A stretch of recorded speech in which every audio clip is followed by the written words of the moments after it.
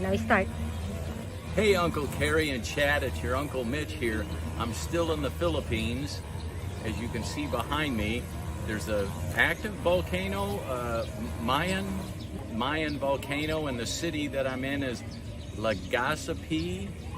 That sounds right, in southern Philippines, and so it's rare to see a volcano. And then soon, tomorrow, I think I go to Shigaro Island. You people in chat can look it up. I saw a ton of YouTube videos on it. Beautiful white beaches and sand, and so I just can't wait. I miss you guys. I'll see you later.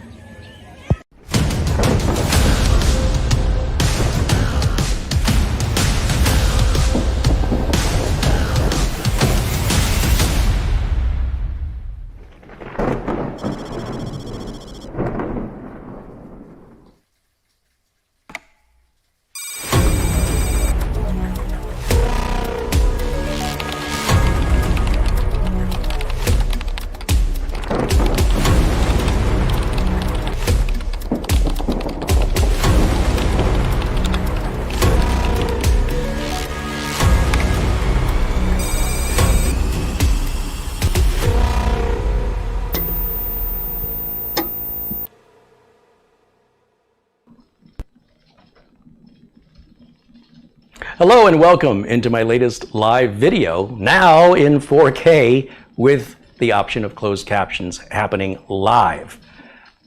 Today it is Friday, the 22nd of July, 2022. My name is CareyHolzman, and thanks you guys so much for joining me for today's build. Today's build is going to a gentleman named Gigabyte who lives in New York, and he's been watching the channel for some time and wants one of my builds. So today we're building a very fast, quiet computer, which you could easily make into a gaming computer simply by adding a graphics card and a more powerful power supply.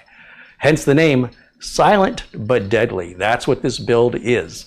Now, for the parts, we're using a B560 HD3 motherboard from Gigabyte, 32 gigs of 3200 speed RAM, a Samsung 970 EVO Plus 2 terabyte NVMe drive, the Intel Core i5 11600, which I think is the best bang for the buck of all CPUs on the market right now, the Mugen 5 Revision C, which is way overkill for a Core i5. I ran, on the build we did previously, I ran Prime 95 on it for 20 minutes. The hottest it got was 71 degrees Celsius. It's really, really good. So we could go with a cheaper cooler. However, the cheaper coolers, I've had a little issue with the fans coming off and shipping. And since this is going all the way to New York, I want to make sure it arrives. I want to increase the statistical likelihood of it arriving without anything wrong. So spending, instead of $30 for a cooler, this one's $65. And Gigabyte wants a DVD reader writer, which I have here in a retail box. Normally I get the OEM DVD reader writers, which is just a drive in a plastic bag, and you get a driver disc, which I usually toss in the recycle bin.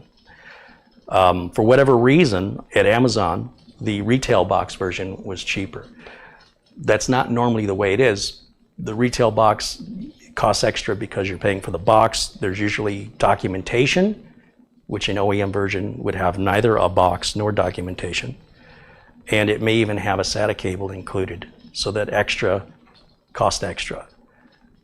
It makes no sense to me that the boxed version was cheaper.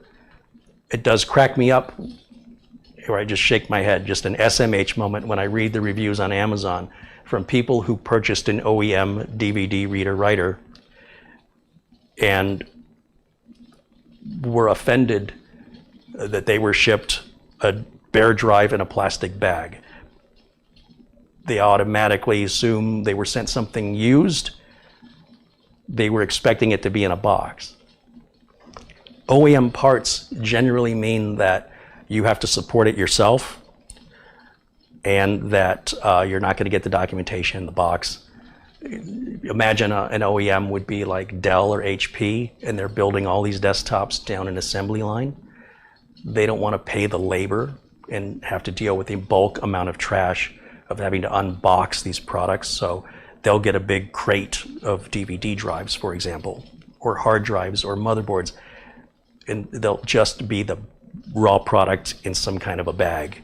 No instructions, no driver disk, no cables. And then the company that's doing the building, or the OEM, the original equipment manufacturer, is the one that provides support, not the product manufacturer. When you buy retail, such as all the products you're seeing here are all retail parts, then each company provides support individually for their product. And generally, that's why it will cost a bit more to get the retail version versus the OEM version. So that's the difference. It's the only difference. Everybody see and hear me okay? We are with the new Canon XF705 4K camera, and I'm super excited that we get to try the wireless camera out, which is using the old prior main camera, which is an XF400. That means our close-ups should be much brighter and clearer than they've been in the past, and we're going to try that for the first time today. Unfortunately, the wireless camera is only wireless in 1080. However, the camera is in 4K output, and you guys will just have to let me know if you're watching in 4K, when I switch to that wireless camera at 1080, if it's making a big difference in quality. Because if you're noticing that the quality is not as good, the only way I can get 4K, I have to run a physical cable into the capture card. As far as I know, they do not make a wireless HDMI transmitter, apart from the kind of transmitters they use for projectors. They might have a wireless transmitter. I don't think that'll work well because it'll have a delay, and so the lips probably won't sync. So we're upscaling the 1080 to 4K. It will fill the screen if you're in 4K mode, but I'll appreciate any feedback, what you guys think. Regardless, the camera itself is better than the prior 1080 camera we were using for close-ups. It's superior in that it's got a larger image sensor that makes it require less light for a brighter picture, and it's got a better lens than the camera we were using for close-ups. As a result, though, the camera is much, much heavier. I'd say it's, what would you say, 2 or 3 times heavier? At least. Yeah. So we'll see how Camera Girl endures with the added weight. If you haven't watched what's been going on with the channel, after we upgraded the camera, I purchased a shoulder rig, which looks like this. So Camera Girl can put that right like so and use 2 hands. Now, it doesn't necessarily make this lighter. It's still pretty heavy here, but we can use 2 hands, and that helps keep the camera steady. Also, if need be, you can hold it with 1 hand, and then we can use this rocker switch to zoom in and out. And then this is the wireless transmitter on top. I was looking and looking and looking to find a 4K wireless transmitter, and yeah, it's a no-go.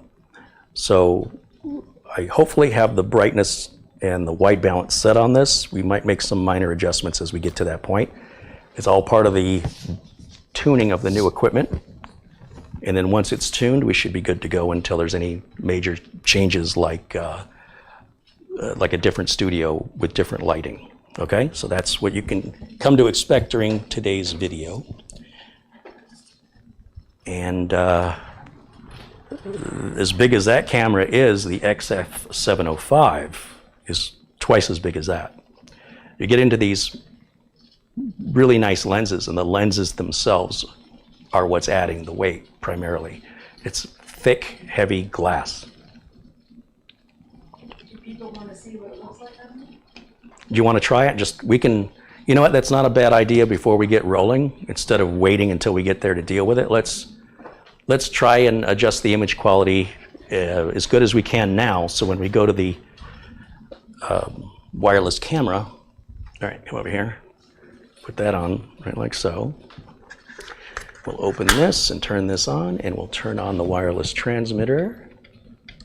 Okay, now I have to go over to the streamer and I've got to turn on the wireless receiver. And then once these are turned on, they take a minute to find each other. They negotiate a channel that they're going to communicate on that's clear of interference. That all happens automatically. Takes about a minute. Tom says the frame rate's not good.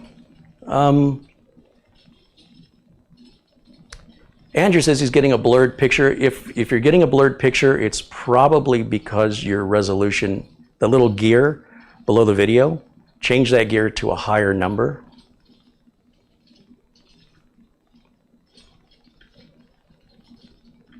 I'm looking. Peter Laycock says hello at the camera lady from Scotland. Hi, Peter. All right, let's switch over to this camera. I'm kind of moving around to see if I see any blur. Everything looks fine in OBS, and my connection to YouTube is green. I've got 0 drop frames, so nothing has changed. I've changed nothing since yesterday's broadcast, and it wouldn't make any sense if it's jumping. Your video is 15 frames per second despite streaming at 30, and the quality is worse than it was yesterday. Sorry to say, we love you. Where are you getting that information that we're going? So OBS confirms it is processing 29.97. It's 29.97 frames per second, which is what we do here in America. Probably 25 in England, as I understand it. And I don't know that that's me doing that. When I look at the YouTube options in the studio, I don't see anything regarding frame rate. Yeah,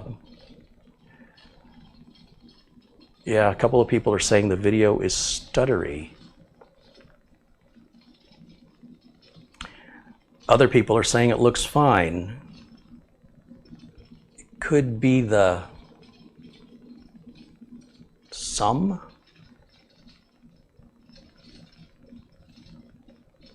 If you're watching in 4K, try dropping it to 1080 just to see if it's a bandwidth issue.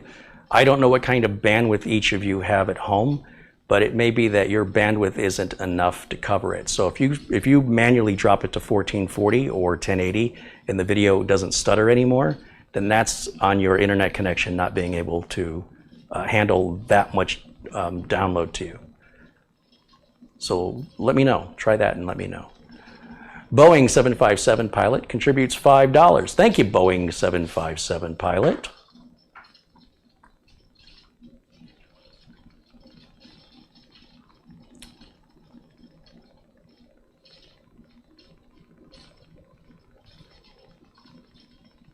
We'll make sure you're blue in here. That's what I was doing. I was looking for you.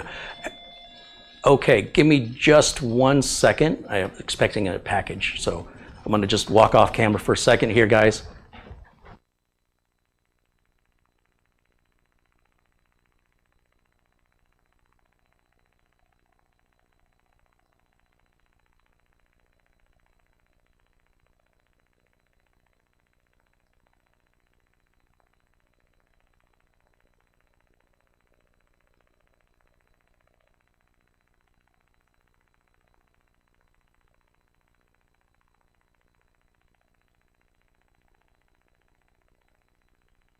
Okay, my apologies. I'll tell you what, camera girl, let's postpone this. I need you to take care of this package. It needs to go in the freezer. It's going to melt. Yeah. It was really important I get that out of the 100-degree weather. Let me just set this down here for a second. Turn that off to save the battery, and then we'll come back to this in just a minute.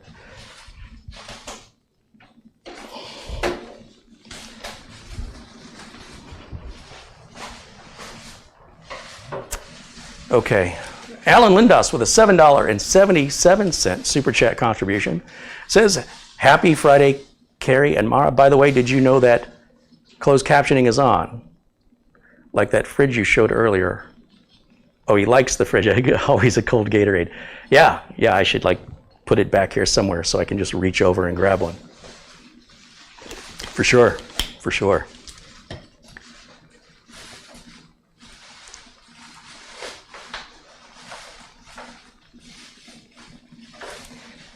Paul1961 says, when I move my head, it blurs. Jim KJ3N says, I'm on 1080, still the same on 720.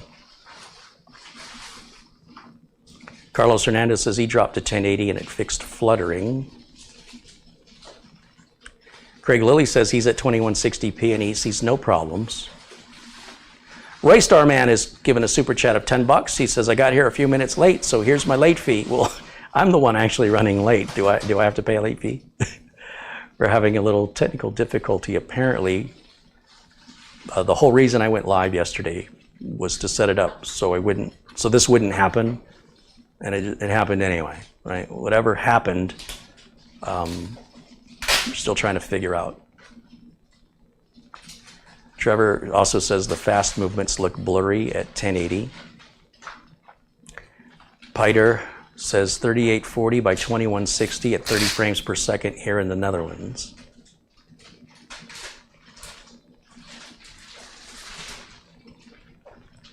Oystein with 150 Norwegian krona says the video is watchable. Oystein, thank you as always for your continued generosity watching us out there in Norway.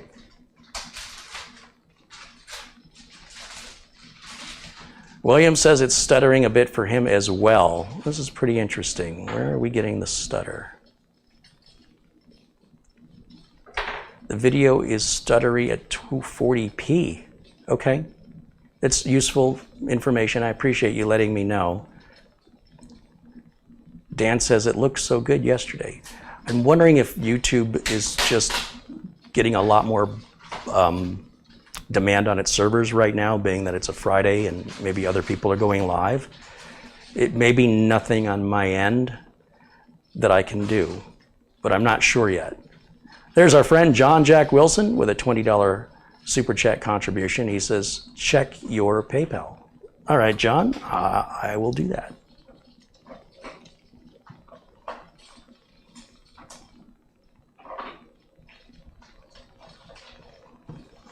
Holy cow. Another generous contribution from our friend John Jack Wilson. David Coleman contributed $5 via PayPal and $20 from our good friend Luke Greenia in Vermont. Thanks you guys so much. And Jack, John Wilson, Jack is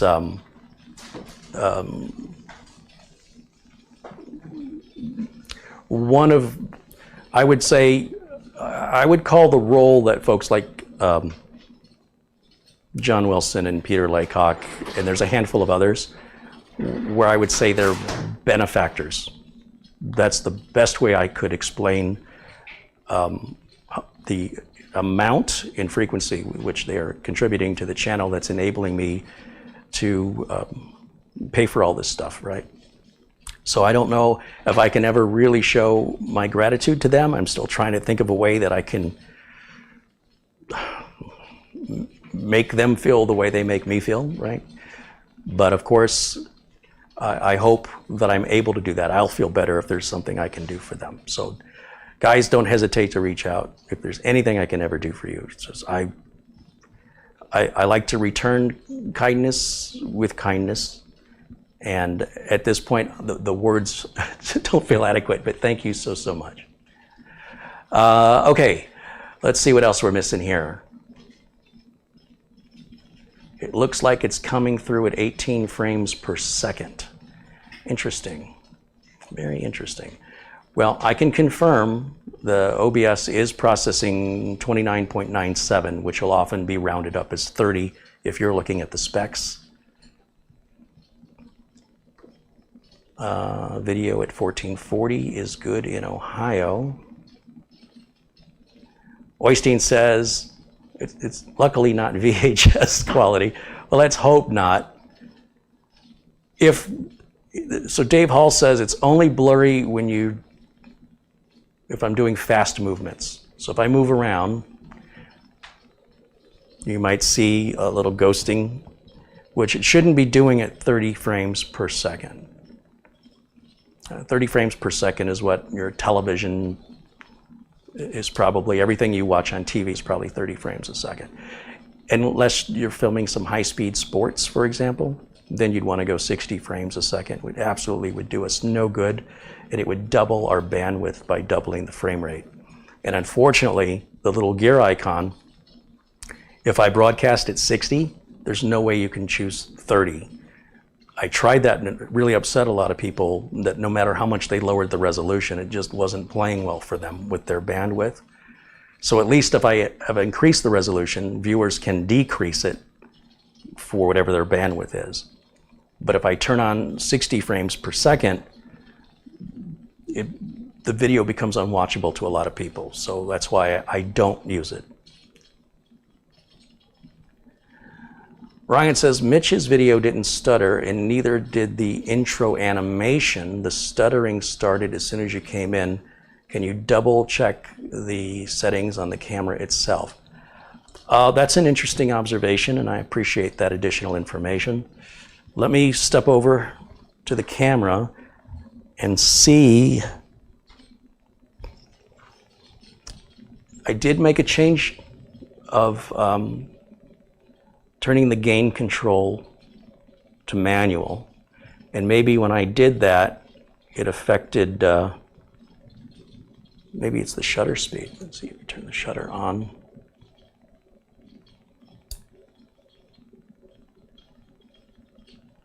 I don't know.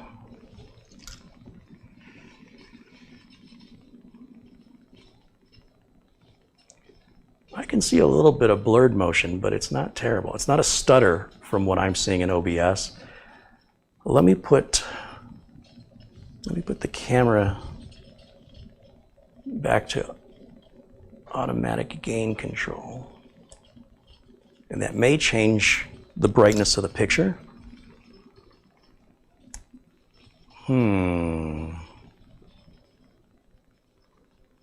I can see it.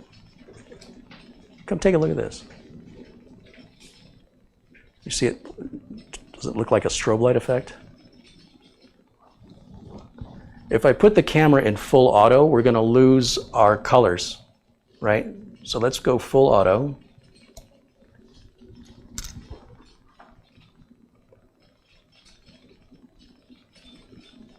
It is better, isn't it? So there is a setting in the camera apparently I'm going to have to adjust. Full auto doesn't seem to have changed our white balance, which is what I was afraid it was going to do. I didn't notice it. Did you guys notice it? John Wilson says it got brighter, but I'm not seeing any problems.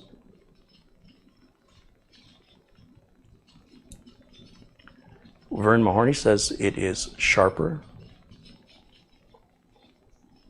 I think we just leave it on full auto, which is wasn't ideal when we tested this camera in full auto. But now it seems like full auto is preferred. This drives me a little bit crazy. So do bear in mind, you guys are a little behind when I'm broadcasting to when you're receiving what I'm saying. And I am a bit concerned that some of the comments that I'm now seeing in the chat, I think are telling me the effect of what I did 3 minutes ago. So please be sure that you are all the way to the right on the progress bar of the video, that you're not further behind than you would just be by default. And if you're not quite sure, just hit the refresh button on your browser and it'll take you right to the up to the second broadcasted video, and you won't be as far behind. I want everybody to be at the same lag. Otherwise, I might ask a question and 20 minutes later you're answering it thinking, not aware that that happened 20 minutes ago. I have to turn off the ultra low latency, which I normally use because it reduces that lag. But in doing so, I cannot broadcast in 4K and I cannot have automatic closed captioning. So then there's just regular low latency. And with regular low latency selected in the YouTube Studio, I can broadcast in 4K, but automatic closed captions will not work. So if I want the automatic closed captions, if I want to live stream 4K at the same time, I have no choice but to choose the normal latency.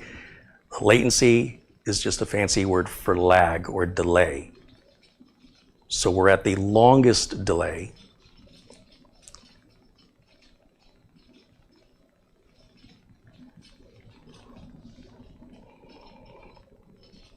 What do you think? Is it still doing it?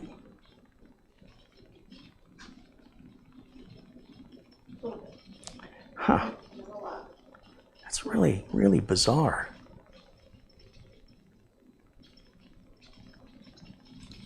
Michael Mancini says, I see no lag. So you wouldn't know what the lag is. You don't know how long you're waiting to hear what I just said. It's more of an impact on me as the creator that I'm getting delayed responses from when I speak, from what I'm used to, because I've always been in the ultra low latency. So I was used to about a 30-second delay between what I said and when you heard it.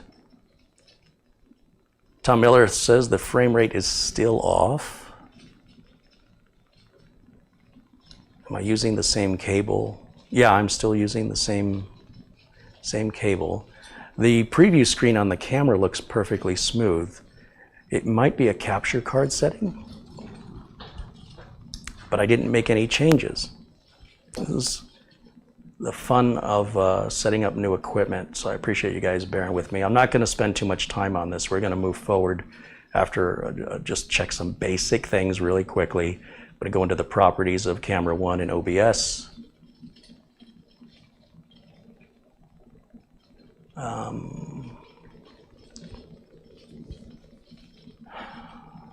Oh, that seems fine.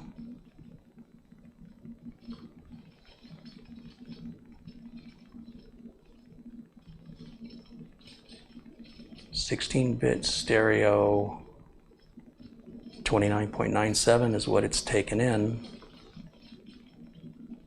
Everything else, everything is at default on that.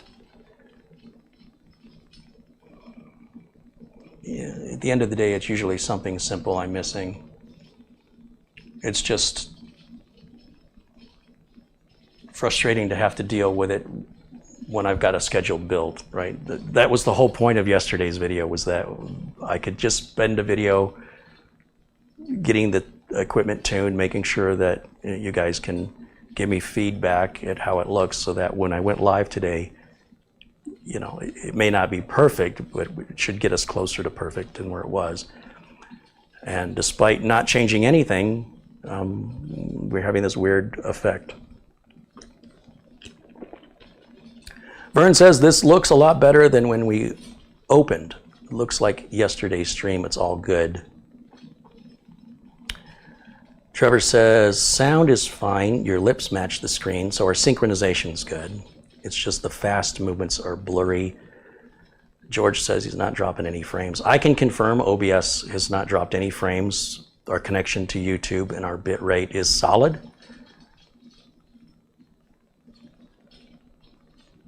Let's try the other camera. What's that? Let's try the other camera. Just do what? try the other camera. Oh. Just see what happens. Well, the other camera, like I said, it will be broadcasting in 4K, but it will be downscaled Right, to that's 1080. So, and that's an entirely different camera. Right. But yeah, that's what we were about to do. Yep. You're calling me on my squirrel? Yeah. You're like, hey, Yeah. Mr. ADD, over here. Sometimes the squirrel comes in handy. Yeah. Okay. Once again, I've got to turn this on and turn the camera on. Okay.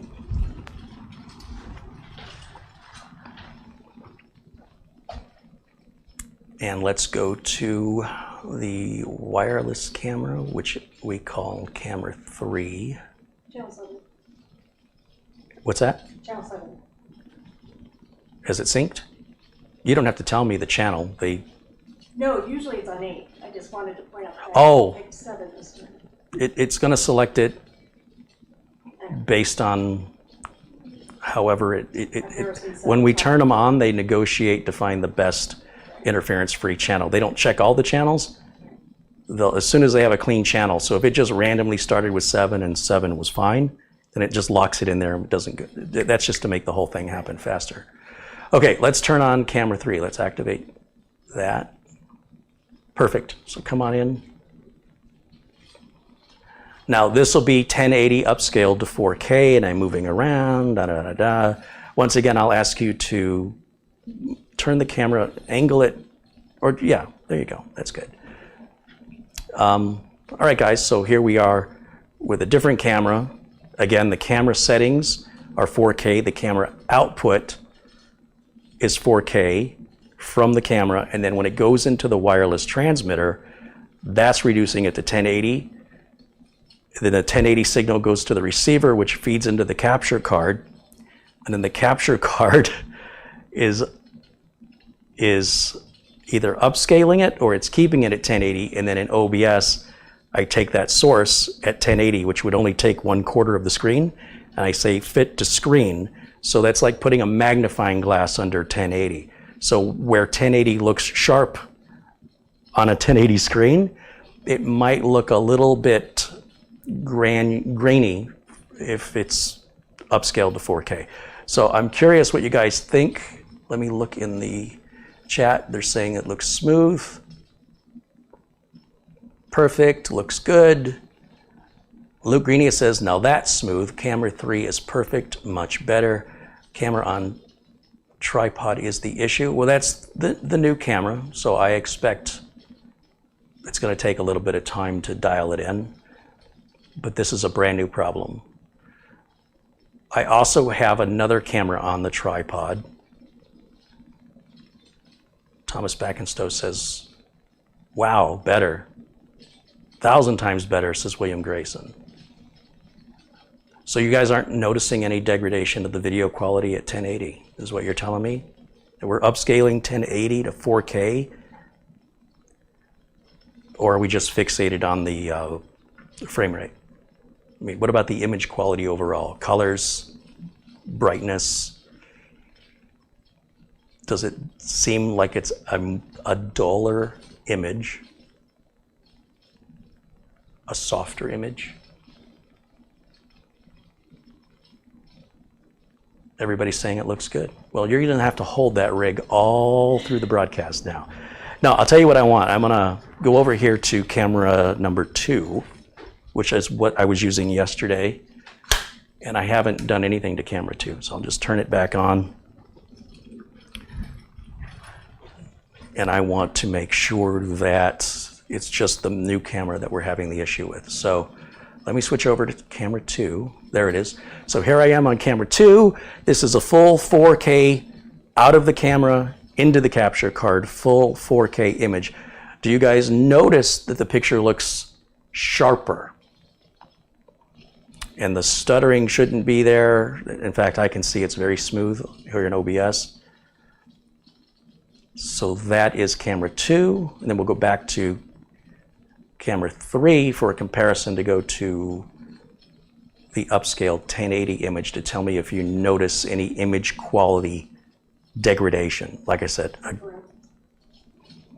not worried about the stutter at this point. We know the stutter issue does not exist with the other cameras. However, what I'm concerned about is if we're standard, or if you're accustomed to the main camera, the one that's on the most often, being in 4K, when we switch to this camera, is there a noticeable degradation of the video quality? Does it seem slightly blurrier, not quite as sharp, or does it seem, again, softer, grainy?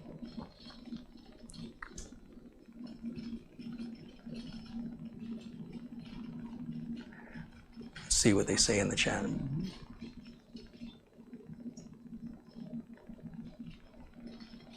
Camera 2 was also worse. Stuttering is back with camera 2. Camera 2 is low FPS again. Well, that's very interesting, because there absolutely was 0 changes made to camera 2 since yesterday's broadcast.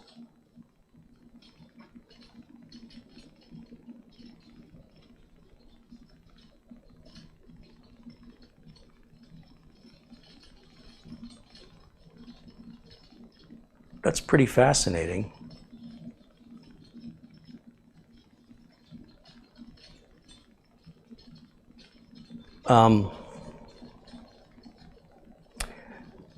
and I may not be able to make this change while I'm live, but in OBS we can tell it to do the encoding through the CPU or through the GPU. And we're doing the encoding through the GPU because that's supposed to be better. And I don't know that I can change the encoding while I am broadcasting, but I can try. Let me look at my output here.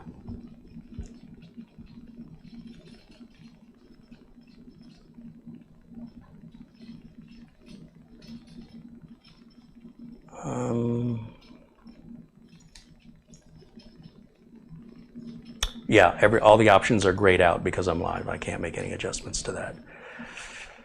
So it seems to be a data bandwidth issue with 4K is got to be my best guess, is that if we put these cameras in 1080 but still upscale them to 4K, they seem to work just fine.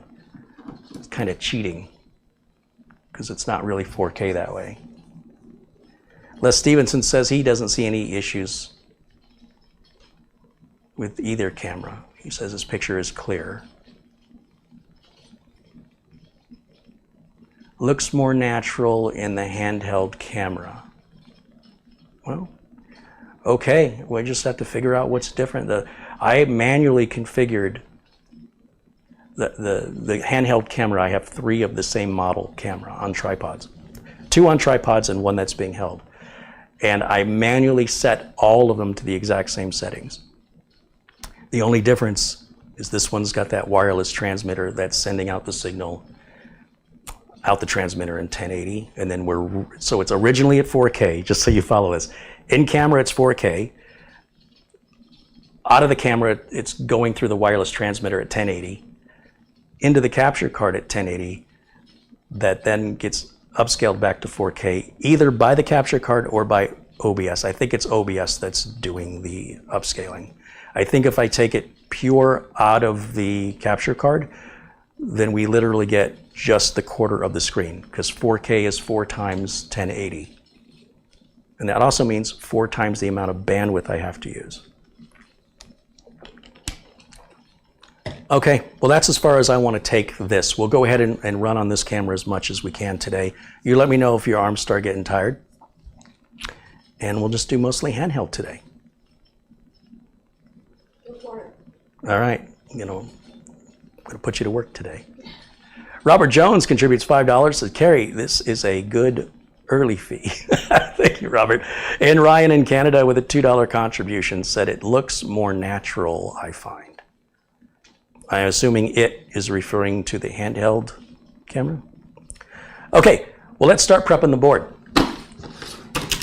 An hour into our broadcast here. I apologize for these delays. It's part of what comes along with configuring new equipment and doing a live video to test the configuration, only to find out things aren't working the same today as they were working yesterday. There's got to be a logical reason, and I will find it, but I think I have enough information and feedback now that later tonight or this weekend I can make some adjustments and see if I can't figure it out. So thank you guys for the feedback. So the B560 HD3 motherboard, I think it's just a bargain of a board.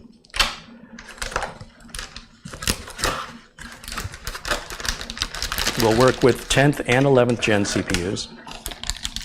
But if we use a 10th gen CPU, then one of the NVMe slots, I think, will not work. I think the M.2 slot closest to the CPU is PCIe 4, which also makes it compatible with 3. However, the CPU has to have the available lanes for that data traffic. So while the motherboard is backwards compatible to 10th gen, that top NVMe slot or M.2 slot will not work regardless of Gen 3 or Gen 4, because the CPU design doesn't have the lanes for it. So there are 2 M.2 slots on this board. Most people only put 1 M.2 in anyway. So just know that that's a condition if you want to pair a 10th gen with a 500 series Intel board. Some people want to know if you're using a board that's got a Generation 4 NVMe, why aren't you installing Generation 4 NVMe drives that are twice as fast? Primarily the reason is budget. Those drives do cost more. Some would argue they don't cost significantly more, but it's not their money, right? It's somebody else's money. And then it's also whether or not by putting in the Generation 4 drive that the customer will actually see an improvement beyond benchmarks. Yes, we can run Crystal Diskmark and we can see that the Gen 4 drive is faster. There's no question about it. But if the machine's going to boot with a Gen 3 NVMe drive in pretty much the exact same amount of seconds with the Generation 4 NVMe drive, and the only difference is the amount of money we're spending, then what we're doing is we're chasing benchmarks. Now, for some people who do a lot of input-output, they're putting a lot of use of going back and forth with data to their storage drive. Those little milliseconds faster that the Gen 4 drive is can add up to become a massive time savings. But again, most users, at least the ones that I deal with, cannot tell the difference from even a regular SATA SSD to a Gen 3 SSD or a Gen 4 SSD. Outside of running benchmarks, if you just ask somebody, does your computer feel faster? In general, they say it feels the same, because the speed difference amounts to milliseconds for loading applications and for your computer to respond. It's only under less common usage scenarios where a user is moving a lot of data very often that they're like, that's money worth spending. For the rest of us, I don't think it's money worth spending. So to save about 30% on the cost of the drive, 30 to 40%, we'll stick with the Gen 3 because it's already so fast. Your average user is just going to get blown away. And if you go any faster than that, it's what difference does that make? If they're already blown away, they don't have any point of reference beyond whatever storage device they were using. It's a heck of an upgrade.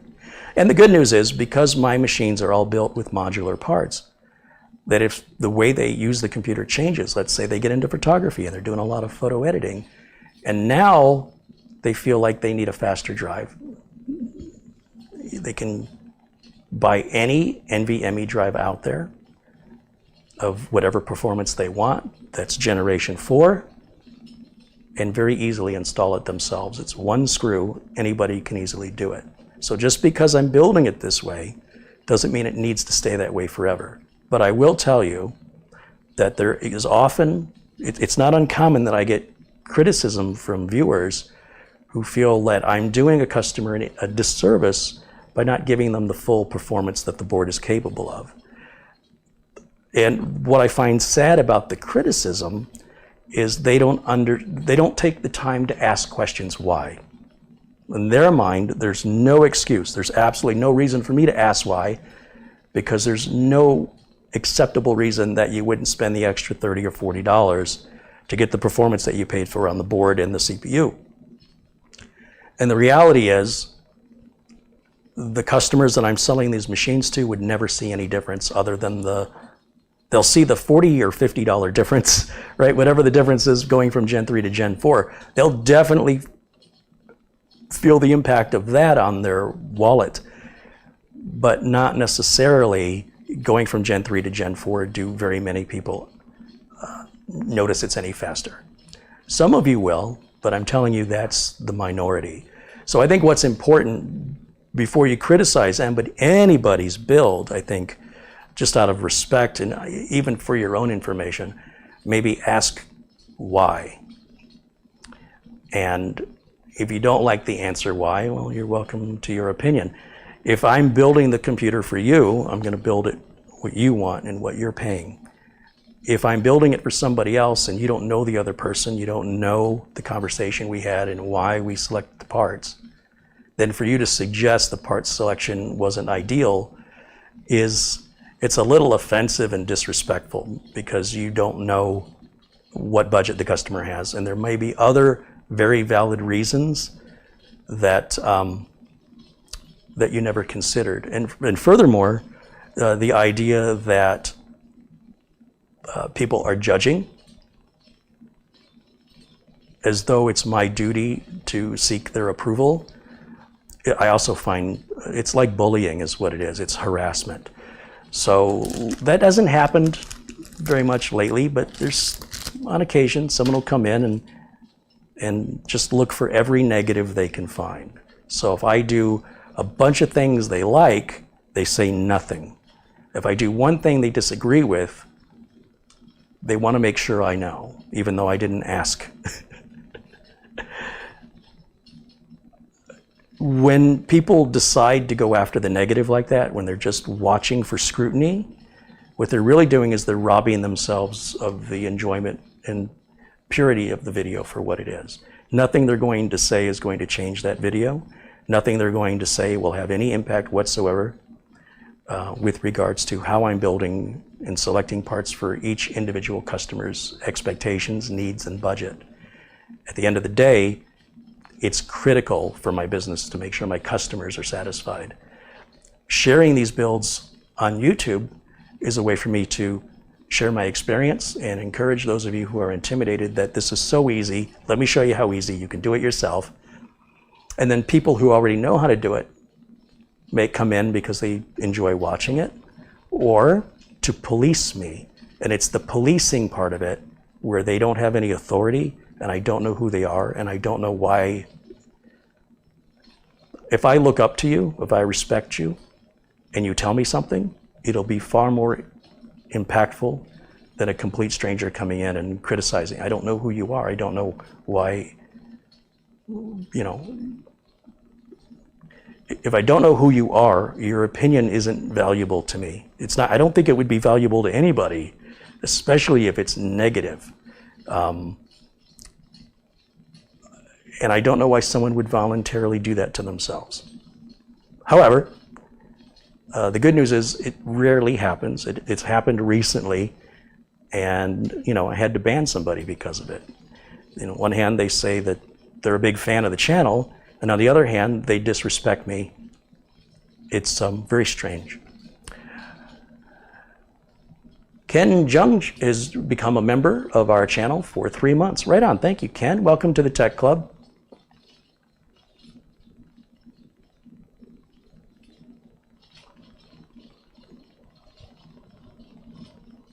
John Gardner says, these builds are for the everyday person. So many other builders pour thousands of dollars into a build and try to say that's what should be. Yeah, I get what you're saying there. When you have a limitless budget and you're a snob, you're an elitist, you're difficult to please, please build your own. I don't want to build for people like that. And there's no reason people like that should have a machine built, because people like that will generally only be happy if they do it themselves. No matter who else does it, they will have done something they don't agree with. And it's very strange because I don't know what they're expecting when they exhibit this behavior. I don't know what they're expecting in return other than getting banned or the person they're criticizing to immediately go on the defense, which isn't constructive for either person. Oystein, again, another contribution, 50 Norwegian krona. I want to see the camera woman build a PC. We might just do that. Been there, done that. The problem is our camera lady has very long fingernails, and They're not a problem.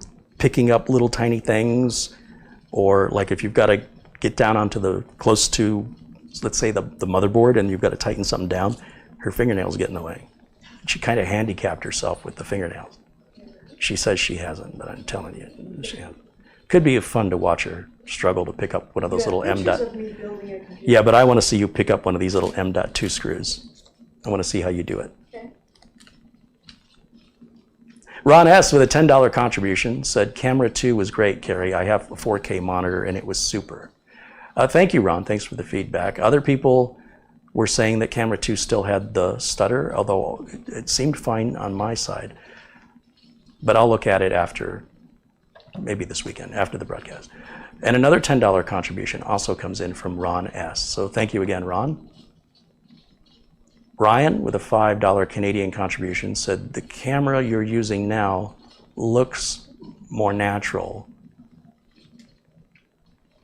He said he got his 4th COVID booster today. Right on. And then prior to that, he contributed $2 Canadian and said he thinks this camera looks more natural. You guys agree with that? Robert Jones with a $5, oh yeah, I said that one already. He said, this is my good early fee. Thank you, Robert, again. Thank you, Ryan. And Oystein.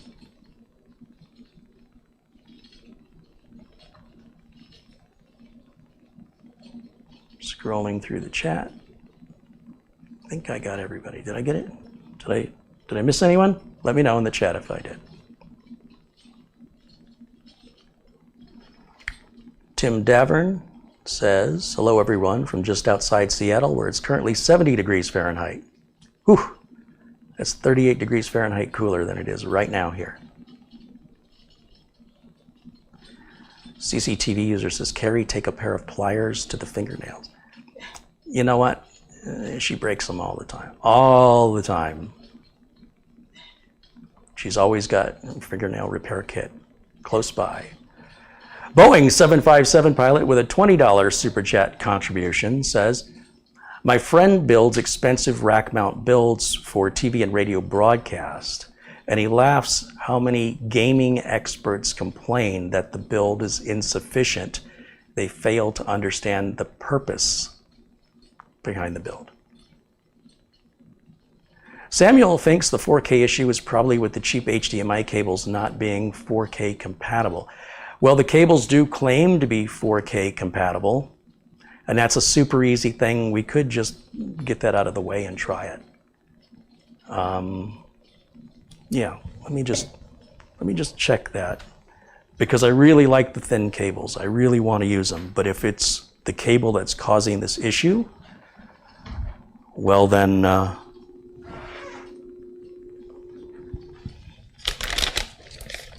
guess I won't be able to use them. So these are the cables I was using. These are the twisted, oh, I'm over here. Twisted vanes, or I think is what they're called. Just a standard HDMI cable. It's got a nice sleeve on it. And then I'm going to plug this cable. I got to step back behind here. And where's the HDMI cable? Right there.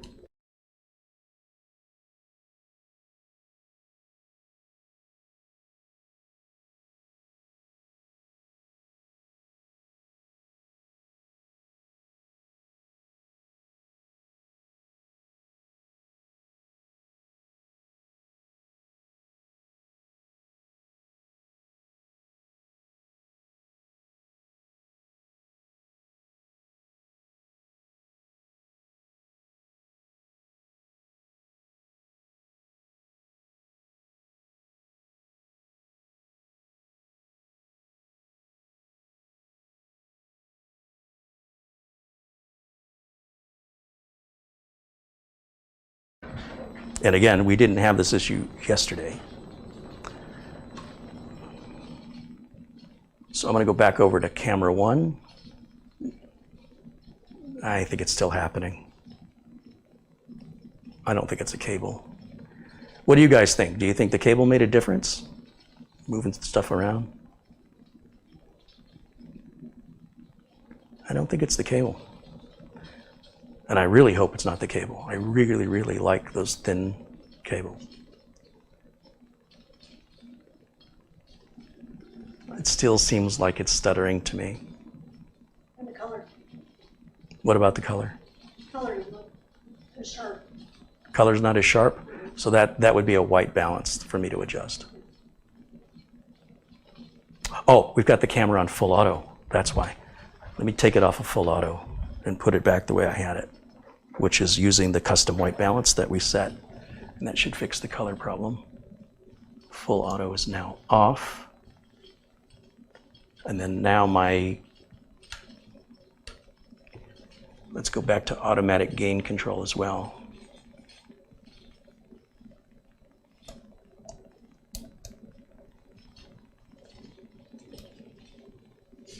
Automatic gain is on. Okay, that's working. Picture seems super bright. Yeah, okay, so I'm looking in the chat and people are confirming it's not just me. The cable didn't make any difference. Phew, good, because I didn't, I don't want to go back to these thicker cables, so I appreciate the idea. It's a good idea. All right, let's go back over to the wireless camera. You still holding up over there? All right, let's come on in a little closer. In the box that the motherboard comes in, and again, I want you to always aim, I want you to rotate the, if you hold the camera, just, yeah, always tend to be on an angle this direction.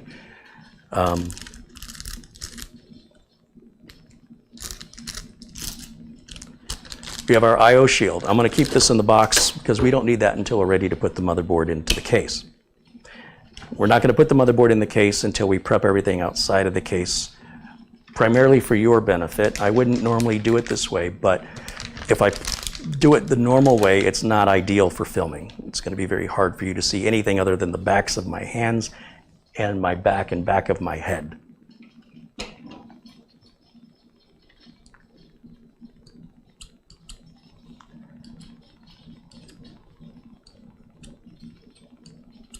Could a reboot fix the problem? That's entirely possible. Yes, by restarting the streaming computer, it could potentially, I still keep going to that camera. It could potentially be some kind of glitch in the streaming computer that a reboot would address. Wish I'd have thought of that when we restarted the stream, but I'm not going to do it a third time, so we'll just live with it. Since this camera's working, we'll just keep using this camera. I appreciate the feedback and the ideas. I also want to let you know that people get a little confused when they try to watch the stream after it airs, and things like the chat room aren't available or the 4K resolution aren't available.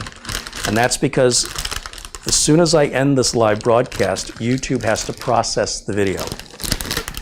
The longer the video is and the higher the resolution the video is, the longer it takes YouTube to process it.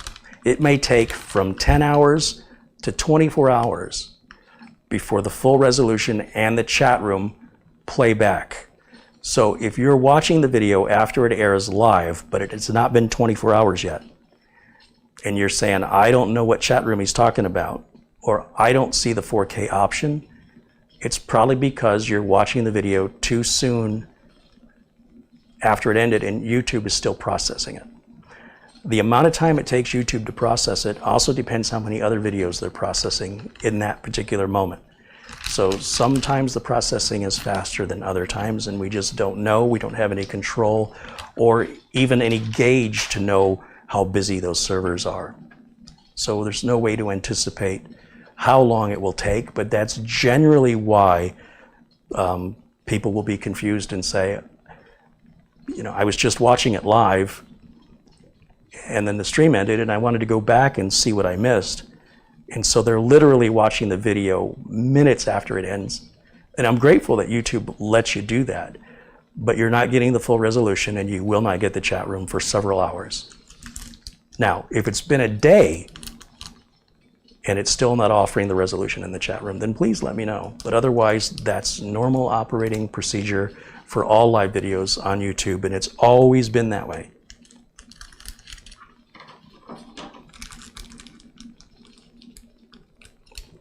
So here we've got one of the little M.2 screws.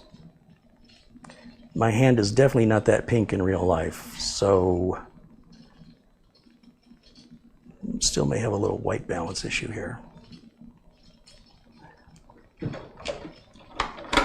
This is what's called a JIS screwdriver, the Japanese industrial standard. It looks like a regular Phillips screwdriver, but it's actually a little bit narrower and sharper. A regular number 1 Phillips just kind of slips around on the head of the screw. The JIS driver locks in, and it makes it so much easier to put the screw in when the driver isn't slipping. Sorry, gotta get my glasses for this. Yeah, you can see how the picture right now is quite dark as the camera zooms in, and as it moves away from the reflection of the light from the walls, the image gets darker. However, the image should still be better than on that prior camera because the low light pickup on this CMOS sensor is so much better. So the theory behind it, anyway, is that these close-ups, even though they're a bit dark, we can reach over here and adjust.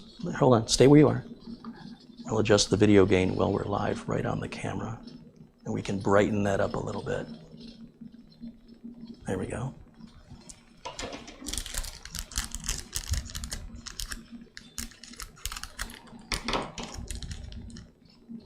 I'll put that screw right there. And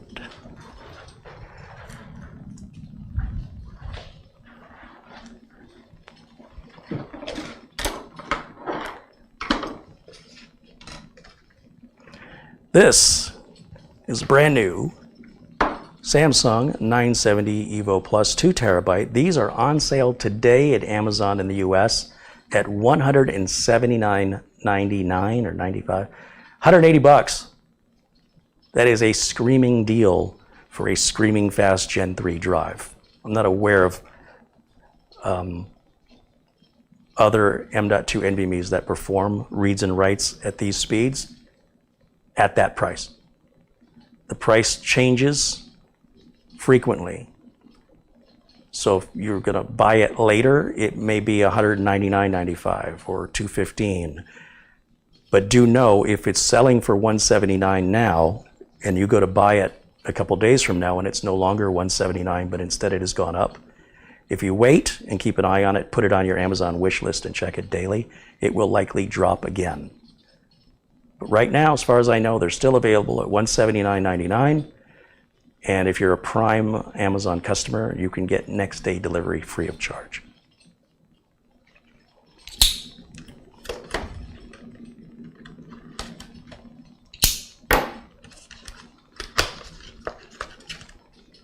The color looks better than it ever has to me. Right on, Jason, thank you. So the color is affected by 2 primary settings on the camera. One is the white balance, and the other is called video gain, which is essentially the brightness we can control. I don't really mess with exposure, and it may be an exposure issue that we're having. Now that I'm saying it out loud, I'm starting to realize if the exposure is set incorrectly on the camera, it'll look like it's stuttering, so I'll have to check that. So here is our Samsung 970 EVO Plus, and we're going to put that into the socket. Put it on an angle and push it straight with a little bit of a wiggle, and it should just sink in to the socket, and you shouldn't see the little gold edge anymore. Right? If you notice, the edge was gold. So when it's got a little notch, so it can only go in one direction. It will not go in if I flip it upside down. It won't go in because the notch is in the wrong side. Remember I said this stuff was easy?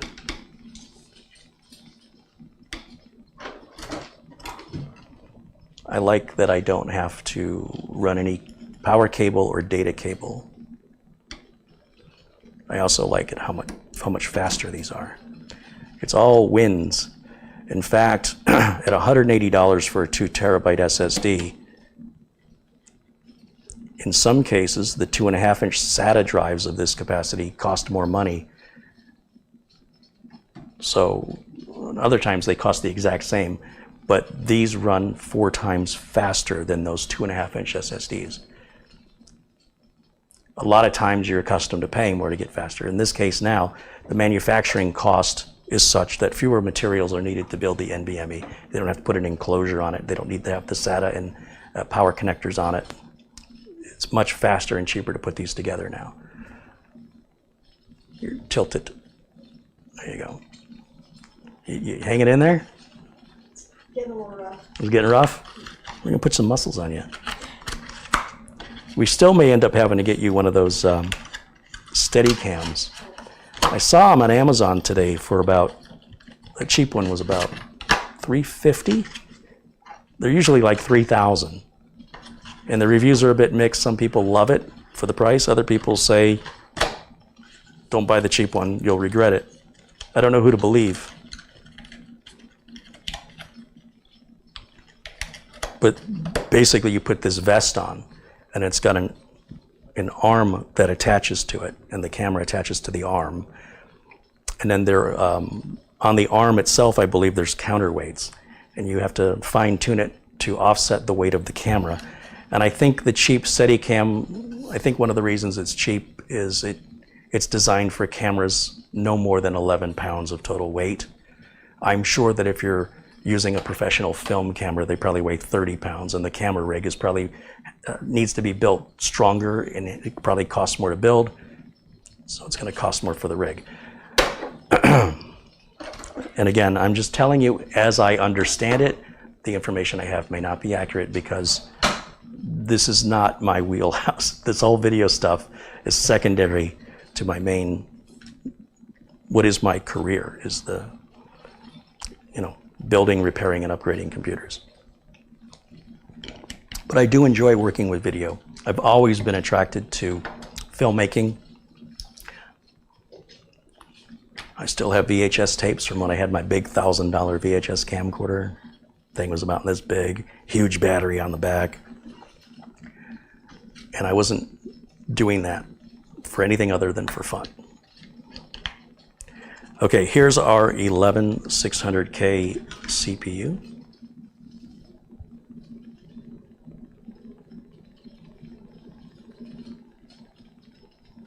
And what I'm going to do, let me turn this towards the camera. Avery Ramstorff with a $3 contribution says, have a Gatorade on me. Thanks, Avery. I think I will.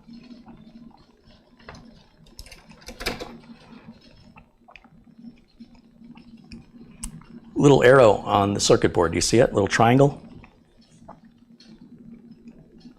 Do you see a little triangle on the CPU?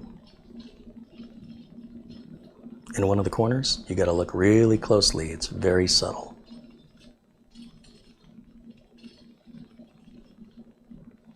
Can you see it? Mm-hmm. That indicates to line the two triangles together to understand the orientation of how the chip fits into the socket. I don't ever use that as a means to direct the orientation of the chip, but rather on these boards, you notice how the board has writing etched onto the board here? See where it says like B560? There's a serial number to the board. You can keep panning up. Anyway, so the writing on the chip would face the same direction as the writing on the board for most ATX and micro ATX builds. So what I do is I try and find the edge of the socket, and then I just gently slide the chip until it falls into the socket. The pins beneath it are sunken in just a little bit. So I'm going to be very gentle when I put this in, as to not put any downward pressure on it. That way, as I move it around, I'm not bending those pins. If I'm pushing down on this and moving it, I will bend the pins and likely destroy the socket, and that makes the motherboard unusable and out of warranty since you broke it, right? It's not their fault you broke it. They're not going to pay to replace it. They're not taking money out of their pocket to replace your motherboard that you broke. That's not their fault. So do take some care when installing the CPU. Next, we're going to close the lid down. These little reminds me of a little forklift right here, and it goes down underneath this screw. That screw doesn't hold anything in. It serves to give this something secure to latch to. And as we close this lever down, it's going to have a lot more resistance as it pushes the CPU down to make contact with the pins below it. And that forces the plastic lid to come off all by itself. If we ever have to send the motherboard back to the manufacturer, the motherboard manufacturer wants you to return the board the way you received it. If you didn't receive it with an M.2 and CPU already installed, don't send it back that way. They don't promise you'll get that stuff back. So since that socket is so delicate, the manufacturer makes sure to put this cover on it so that when you get it, there won't be any damage to the pins. Likewise, the manufacturer insists that you must show them the same courtesy and use this cover anytime you take the CPU out to protect those pins from damage. Now, of course, they're not going to know if you did unless it's a warranty return, right? You're sending it back for some reason. And they will deny your warranty if you don't follow that. So I always recommend take these, hold on to them. Hopefully you won't ever need them, and just keep it with the rest of the documentation and spare parts we're going to have left over.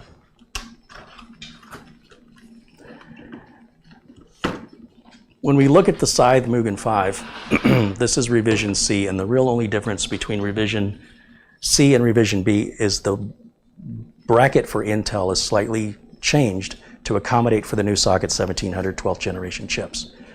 That's it. The cooler hasn't changed at all.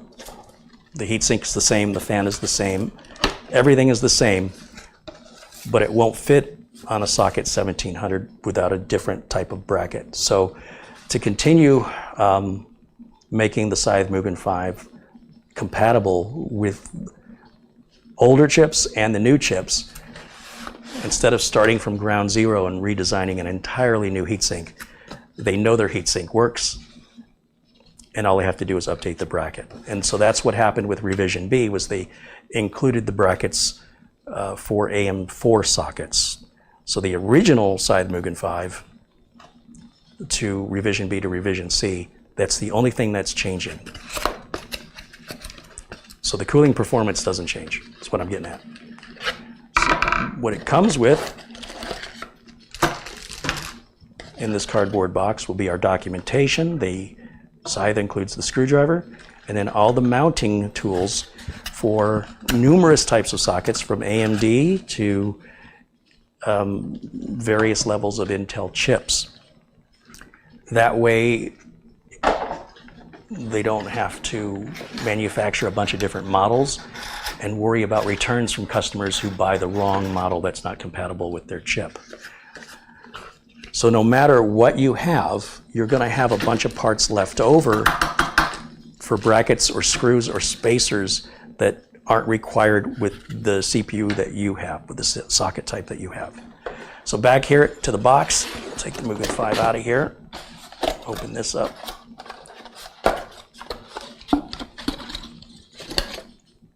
There's our cooler. Now this cooler does not have thermal compound pre-applied. It does have a little sticker here that keeps the surface area clean and polished, so the heat transfer will be as good as it can be. So we're going to leave that little protective cover or tape on it until we're ready to put this on. Because even taking it off now and letting it sit, dust in the air could settle on it. Now, likely that won't really make any noticeable difference in the cooling, but I don't see any benefit to taking that tape off now anyway.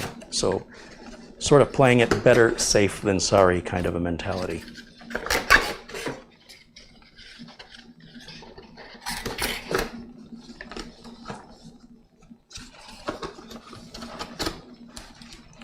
Unforsaken Gaming says, Carey, do you still have case badges? I haven't been on in a while.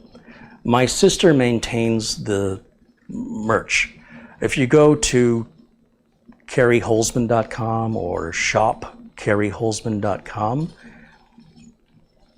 what is available is there on the site, and you can place your order there.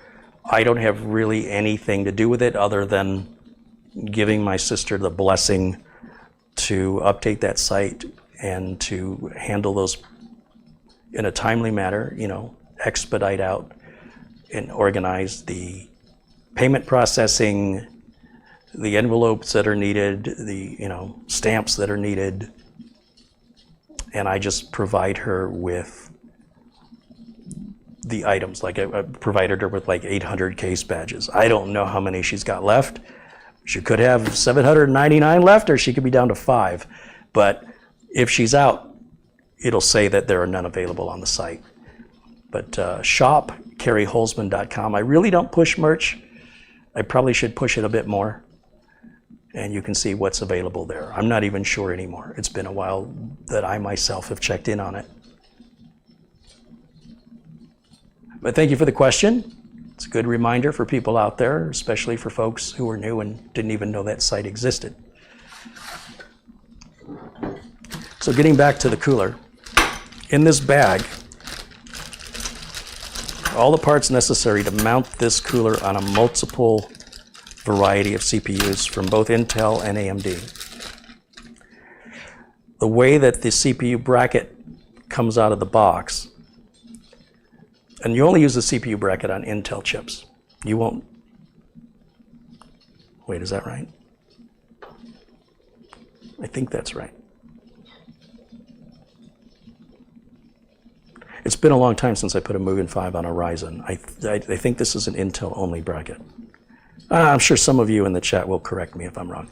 Anyway, it's already set up with the spacing of these screws for socket 1700, and that's just a little too wide. So what we do is we remove, oh,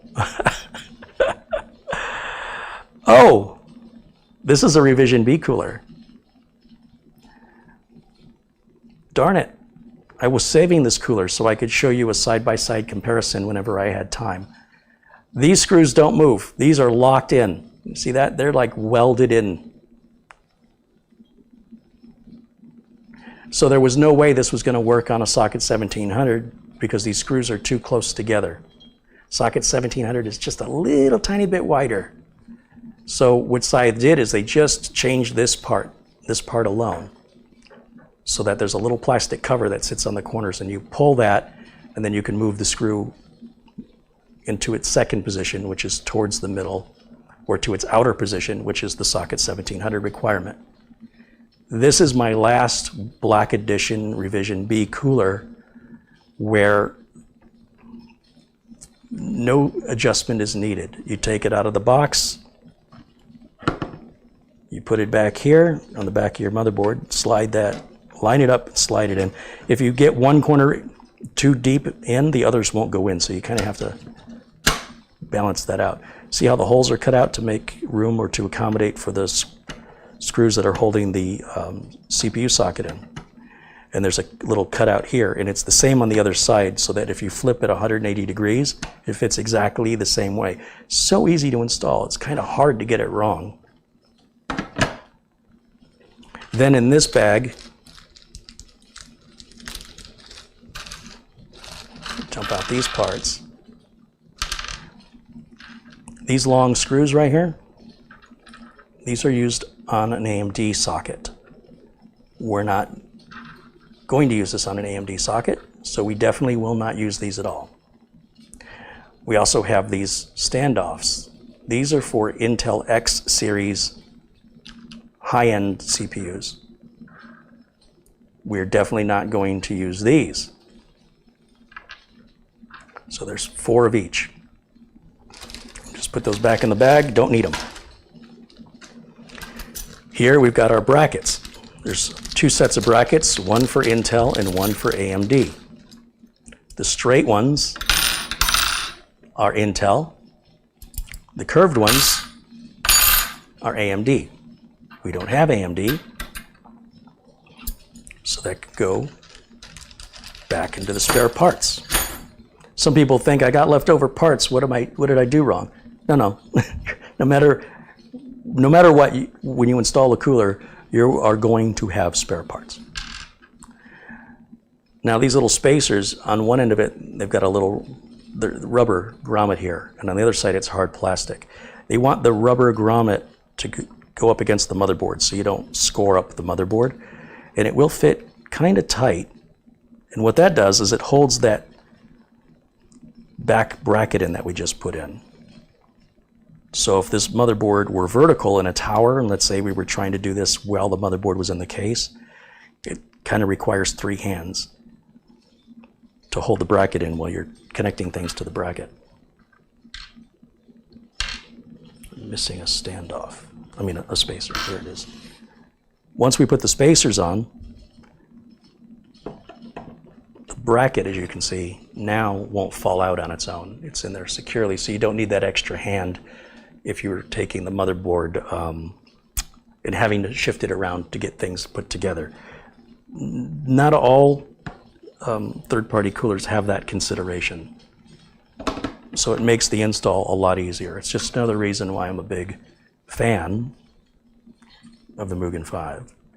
So these brackets then sit on top, and they'll face each other with the indent going up to get out of the way of, see these capacitors right here? You notice, do you see how that's grooved? Black on black isn't showing the, see how it kind of raises right there? And that's, notice where it raises is right over those capacitors, so we don't smack them, crush them. So that gives us the clearance we need. And finally, we have these thumb screws. And these are going to go onto the screws that have come out of the bracket that we just placed the spacers, the rear bracket, and we've placed these brackets on. And you just can tighten those up. No particular order is necessary.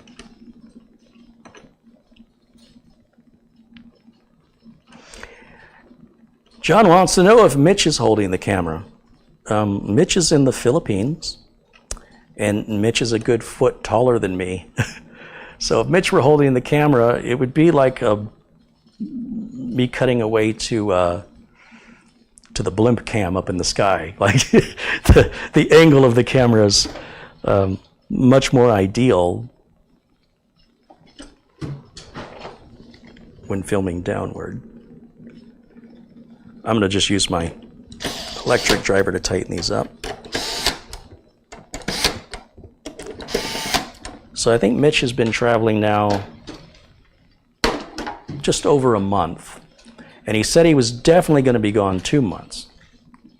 And if his money holds out, he wants to stay an additional month. So we'll have to wait till around this time next month to find out if he's staying or coming back.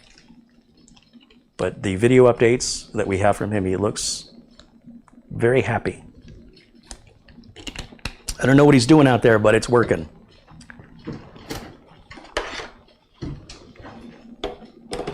And if you missed the beginning of today's video, it starts with an update from Mitch. And I hope next Friday we'll have another update.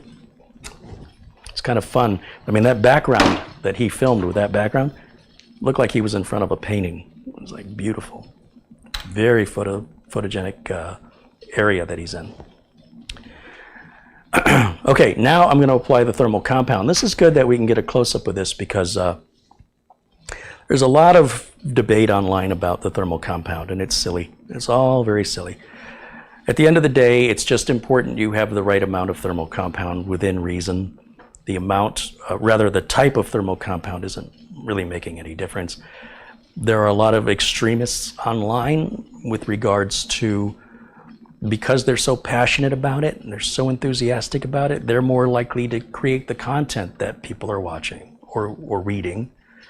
As a result, a lot of the things they talk about don't apply to most people. What's important to these folks is not important to most people. Their enthusiasm and what they're trying to do is uncommon. And what it does is it ends up confusing a lot of novices who think the things they're talking about are requirements. Like, it's so important to do it this way, to use this thermal compound, or to apply the thermal compound in this manner.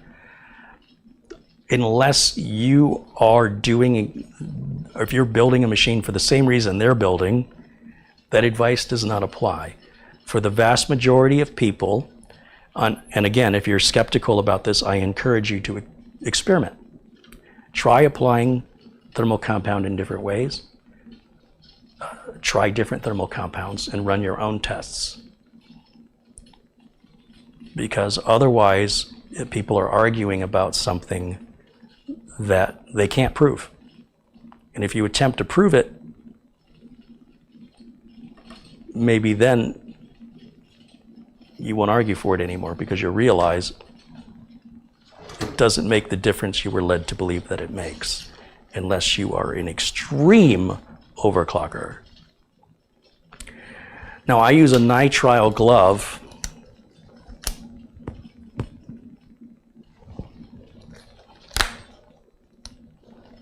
Are you ready for your examination? I use a nitrile glove. You don't use latex. We don't want to use rubber. Rubber can spark a static discharge. Latex, some people are allergic to latex.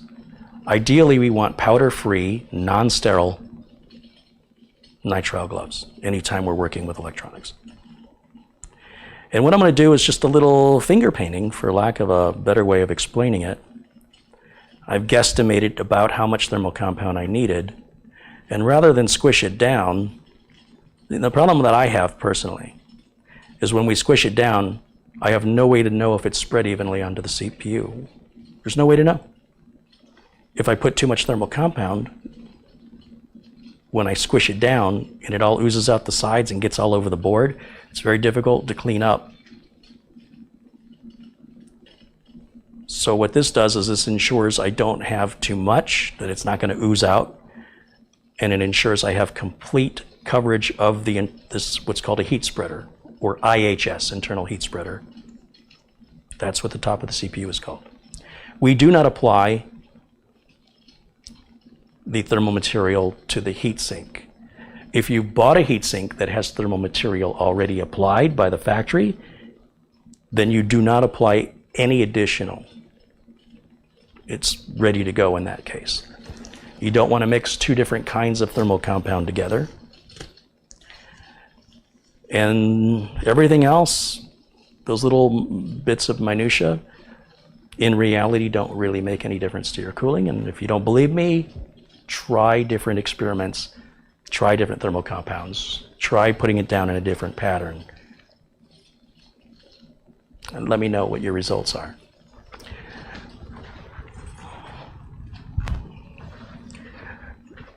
Now, if you look at the bottom of this heatsink, it's significantly larger than the size of the CPU. And we don't know exactly where the CPU is going to center on this. So if I applied the thermal compound here and covered this whole thing up, then it likely will drip down around as it gets hot and get all over my motherboard and CPU socket, and it's just messy.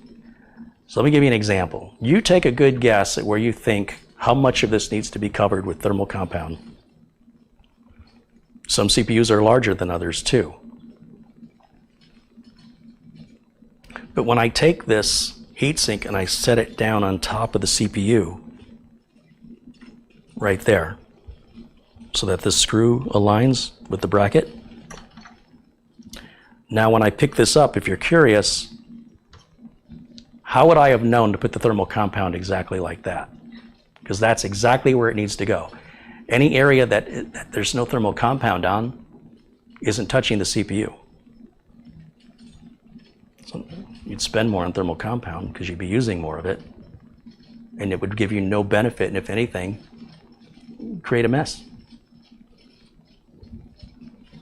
So by placing the thermal material onto the CPU with the heatsink clean, it only transfers to the part of the heatsink where it needs to be. So you're not using any more than you need to use.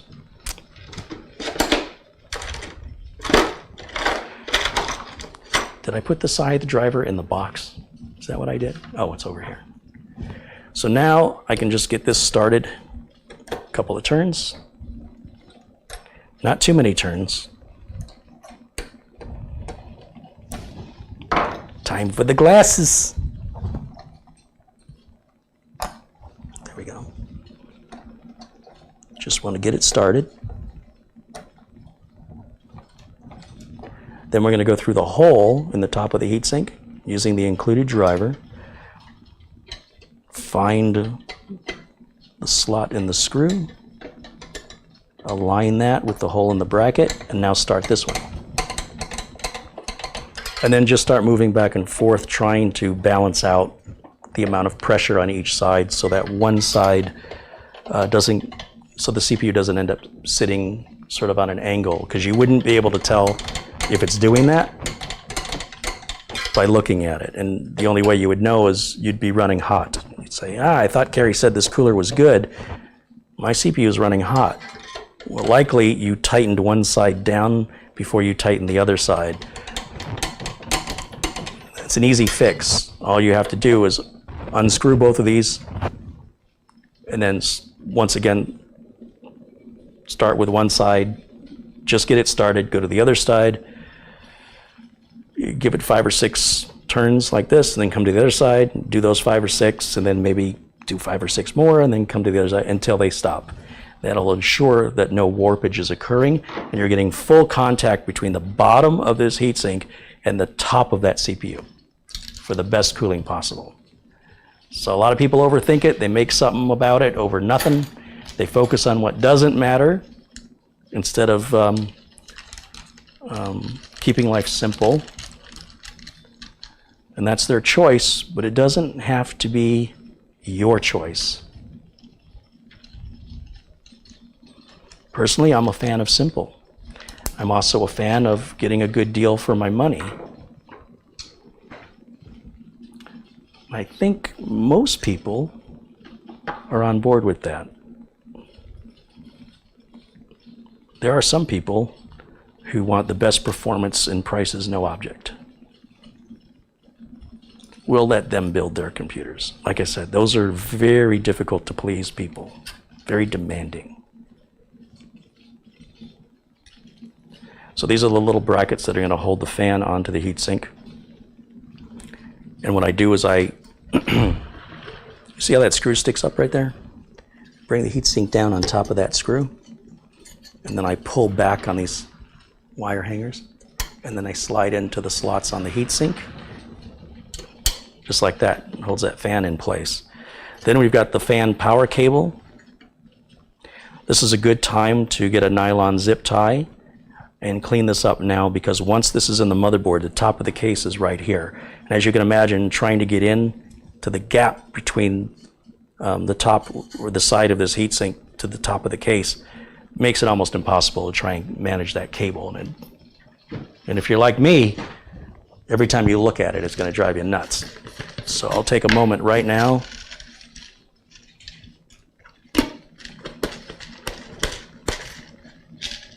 Look like you're sweating. It's hard work, isn't it? Well, it's slipping too. Starting to slip? Mm-hmm. All right, not much longer. Not much longer. We're going to go to camera 1 here in a minute. I just want to tidy this up. Well, it's easy to do.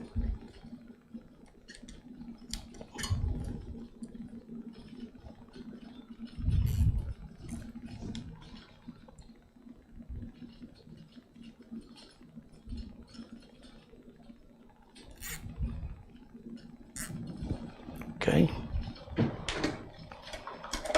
Grab my needle nose pliers and just pull to make sure that's good and tight, that they won't slip off. Grab my angled cutters. We'll cut those pigtails off. And then we take the CPU power for the fan, and right here on the board, if you look super close, underneath this gray fan header, it says CPU fan right there on the board. Next to it, the black header is for CPU optional. That could be, for example, we could put another fan on the other side of this heatsink to have both fans running to move even more air, but it's entirely unnecessary. As it is, this CPU cooler is overkill for an i5 or a Ryzen 5 processor. So adding another fan is completely unnecessary, and in my opinion, if it's unnecessary, it's a waste of money. There's little grooves and a notch that's going to line up when I first put it down because I'm pointing this at the camera rather than at me. You should be from the camera's perspective, so you don't do what I just did and force it on the wrong 3 pins, or wrong 4 pins. This is a 4-pin fan cable. The last thing, and that's going to be putting the RAM in, and then we can give our camera operator a much needed break. You're doing good though, you're holding up really good. So for this RAM was on sale. It was $79.99. And for a while it was $84.99. Today it's $99.99. So, wait a minute, that's 16 gigs. That's not the right RAM, hold on. This is what we were originally gonna do, was put 16 gigs in this. It threw me because the new RAM that I was just talking about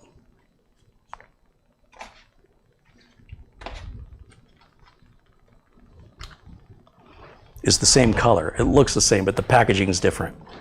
So this is the RAM I meant to have.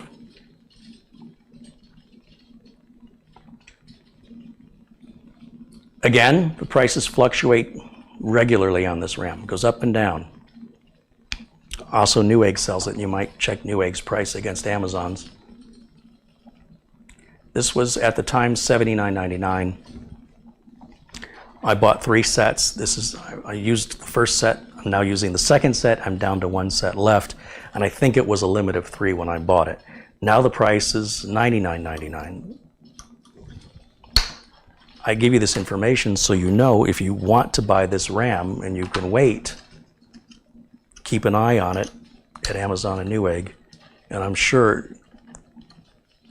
you will see the price moving nearly every day you check, or every 2 or 3 days. It'll fluctuate one direction or the other.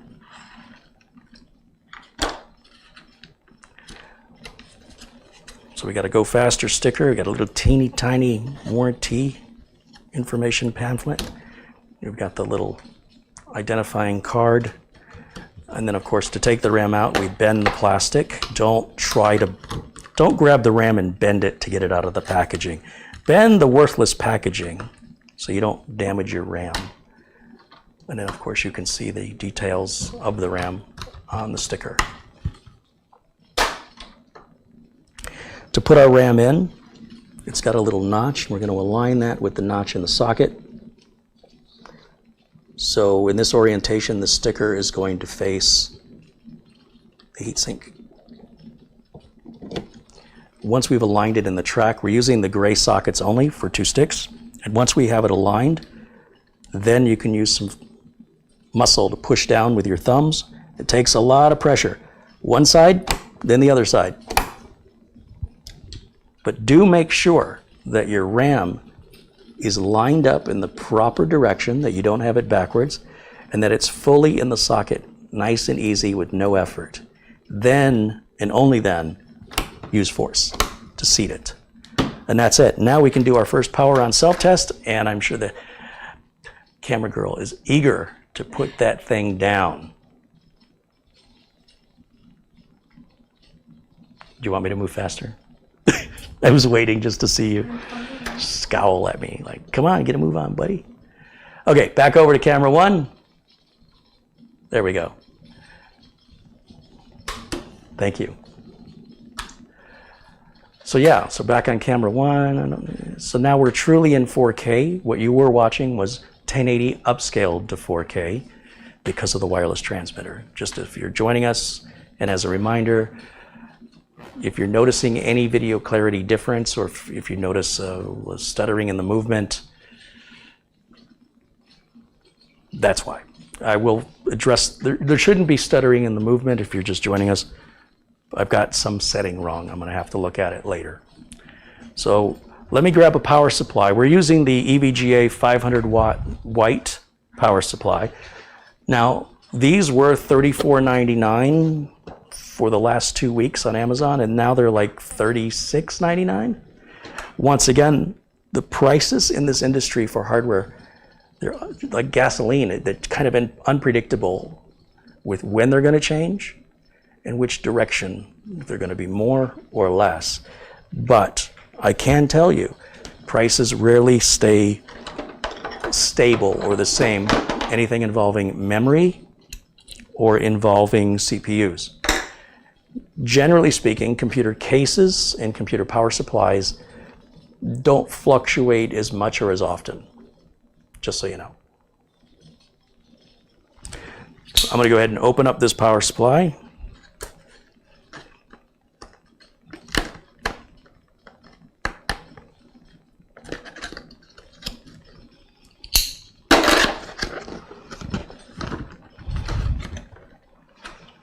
We've got documentation. The screws are needed to secure the power supply are taped to the inside of this internal plastic, internal cardboard flap. Power cable, that's important to have. And then the power supply itself. The rest of the box can go in the recycle bin.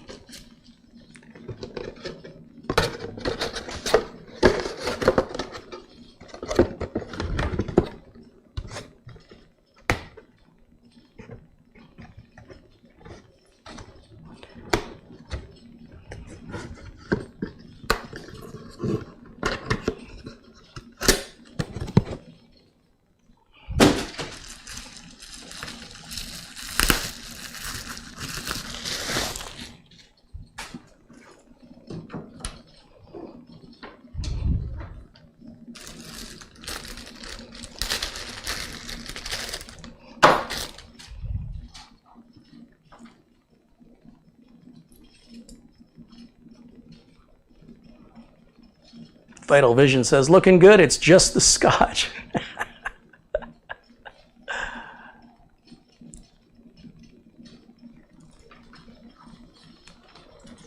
Yeah, let's get this plugged in here so we can do our first power on self-test.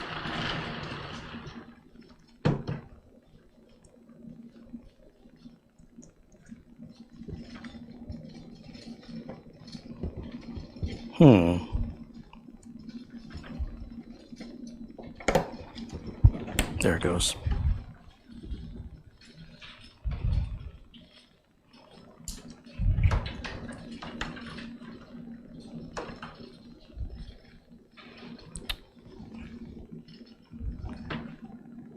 Okay, so these are the two power connectors we have to have on every motherboard. Sometimes when people do their first build, they forget to put this cable on, and then the system, you'll see the fan spin, but nothing happens.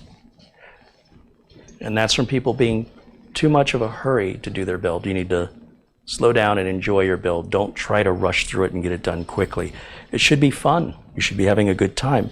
And if you're having a good time, don't you want to have a good time for as long as possible? So slow down, enjoy your build. If your build starts getting frustrating and you're not having a good time, before you let your frustration get the better of you and potentially cause harm to your components, I recommend you just take a little break, relax, get your mind off of it.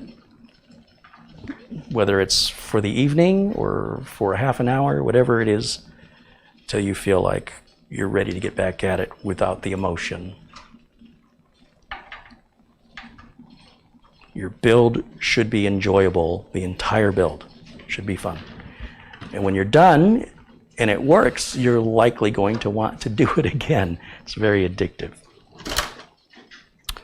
I need a power button.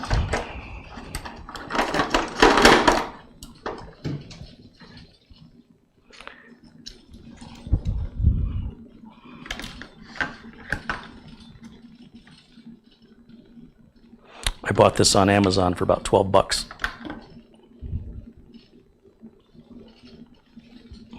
Pretty handy for somebody like me. Maybe most people would say, why would I want that? No, you wouldn't. But if you're a tech or you're somebody who works on computers often, it's really convenient to have.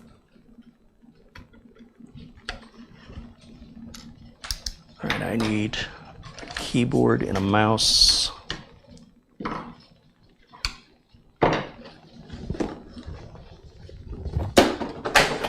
I also want to get this out of my way. keyboard and a mouse.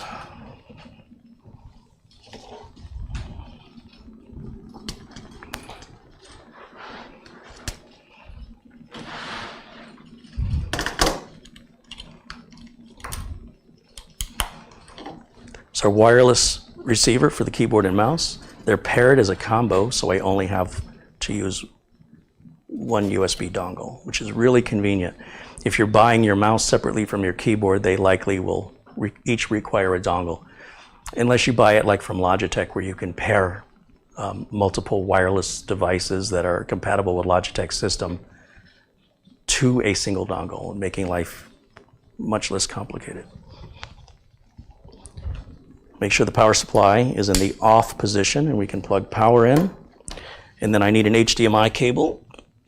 And we're going to use the onboard video, the integrated video that's integrated into our CPU. Now, one of the things I like about the B560 HD3 board is the wide variety of video output ports. So no matter what monitor my customer has, it's going to use one of these four: VGA, DVI, HDMI, or DisplayPort. This customer is going to be using two monitors, and I know you can use two of these at the same time. Customer might want to use three, and I'm not sure if you can use three or not at the same time. Otherwise, if three won't work, I definitely know two will, and then you can get a little USB to VGA, or to video out as your third monitor, which is fine for desktop work, not for gaming, because the USB data transfer is not strong enough for a refresh rate, a frame rate of that much. So bear that in mind. I'm going to go over to the HDMI input here, and we'll turn that on, and I will shrink the video here, put it right up there. Flip the switch to on, hit the button. I see the CPU fan is turning. That's a good start. If we did everything correctly, in a matter of 60 to 90 seconds, we should see the Gigabyte logo. The first boot will take the longest because the BIOS has to train the CPU in memory, adjust the settings, which is what it just did, and then it restarts itself with those settings now. So the system automatically shuts off and comes back on, or restarts. That's normal and to be expected. If you're a newbie, first-time builder, you might think something's wrong. That is not wrong. That's the way it's supposed to work. It verifies those settings are correct by rebooting with those settings, and since our storage drive has never been formatted or partitioned, it has no operating system, there's nothing the computer can boot from right now. So it takes us right into the BIOS. Now the BIOS on the board says it's version F7, and when we put the latest version of BIOS on, that's going to be F13, which for some reason means it doesn't allow us to disable the PTT option. So that's okay. It's fine. I still feel better having a newer BIOS regardless. Thank you to Franklin Adams, who just contributed $5 via Super Chat. It says, I just got a new power wheelchair. Have a drink or whatever on me. Right on, Franklin. I imagine you're probably not getting new wheelchairs. I would imagine most people in wheelchairs don't get new ones very often. So I bet it's kind of like getting a new car, isn't it? I see Marvin Jameson joining us in the chat. Always good to see our good friend Marvin.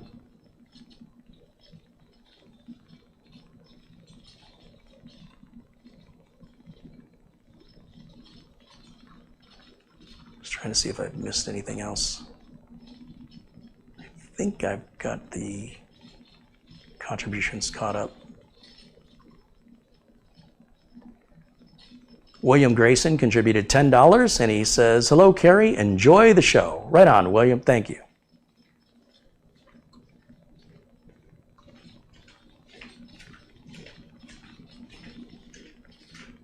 So on this flash drive, I should still have the BIOS from the other day for the same model of motherboard. So I won't go through the process of showing you how to do that. I'm shown it numerous times in past videos. You can literally put this into any available USB slot and give it a second to initialize. Come back over here.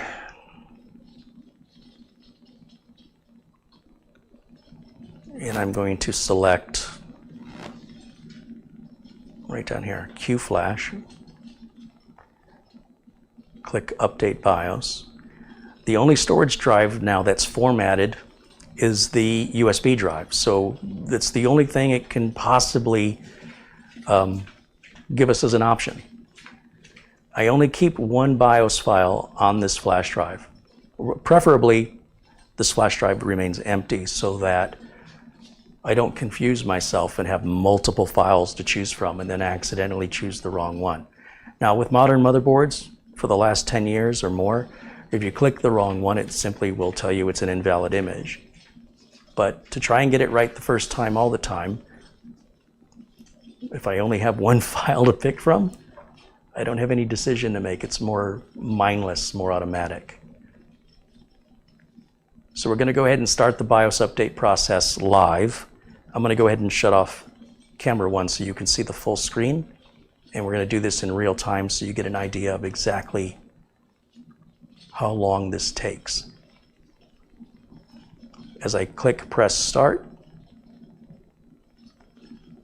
at this point I want to remain hands off and leave the system alone.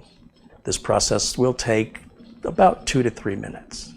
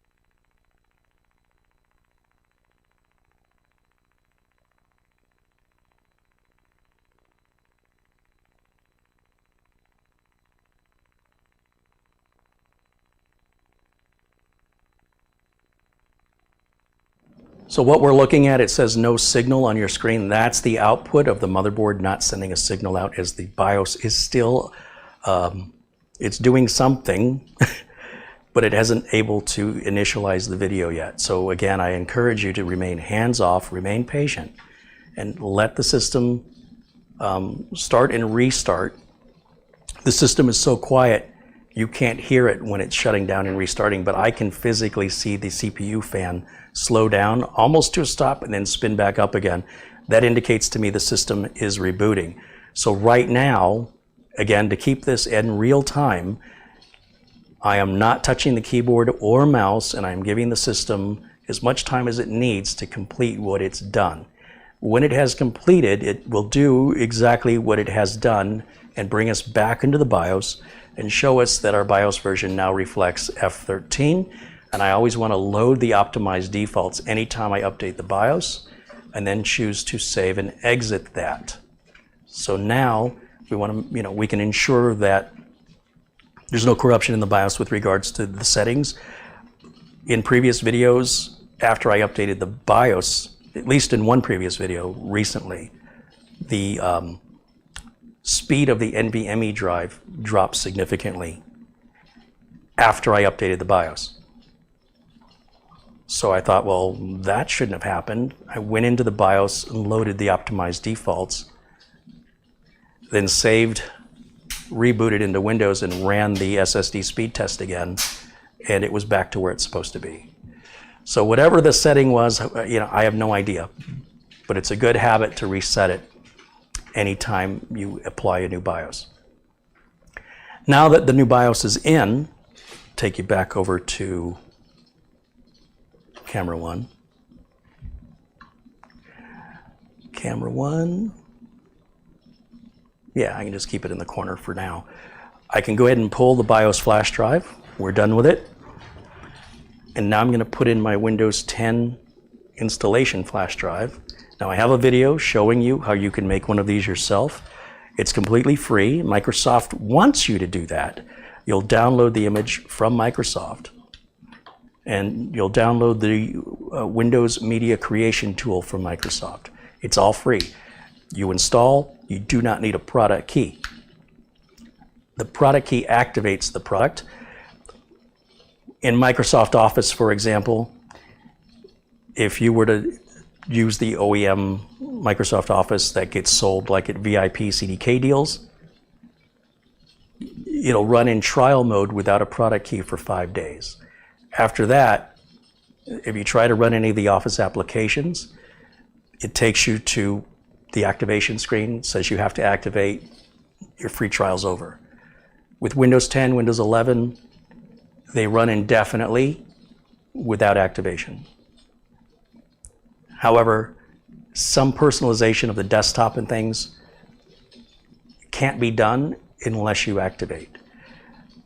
To activate, you have to have a license code or a product key. It's the product key that's what costs the money.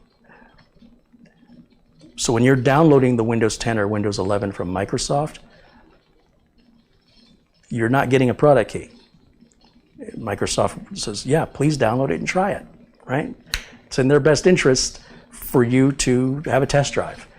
In the case of Windows, however, they have decided to let that test drive last indefinitely. But you will get a little watermark on the bottom of your screen that says Windows is not activated. You can't get rid of it. Some people find it to be very annoying. And of course, they want to give you some incentive to buy a product key and activate the product, but at least the product works indefinitely. With Microsoft Office, they don't want to do that. With Microsoft Office, instead, you get 5 days. And once you exceed the 5 days, none of the products will launch. It'll just take you to the activation screen, just so you know. So our Windows 10 flash drive, I'm going to come around here, plug it in. I'm going to turn the machine off, and then I'm going to turn it back on again. Again, this is the only bootable device. So when the BIOS, when the system does its power on self-test and it looks to see what drives are attached, it sees we have the NVMe drive with no partition or format, It cannot boot to that. Then it checks the USB. It says, oh, there's something bootable here. And it just by default goes to the first bootable device in the order it's checking. Therefore, I don't have to hit F12 or do any special instructions to tell the motherboard that I want to boot off of the USB drive. Like to keep life simple, even though I tend to do things the hard way. Like whatever I've done with the camera settings is I probably overdid something and I have to dial it back a notch. And it's whatever this issue is with the camera stuttering and blurring, I'm sure it's something incredibly simple.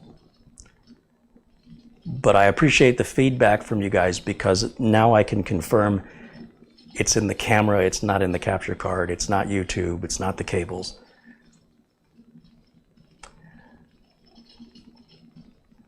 All right, so we'll go through our standard process here for installing Windows 10, which is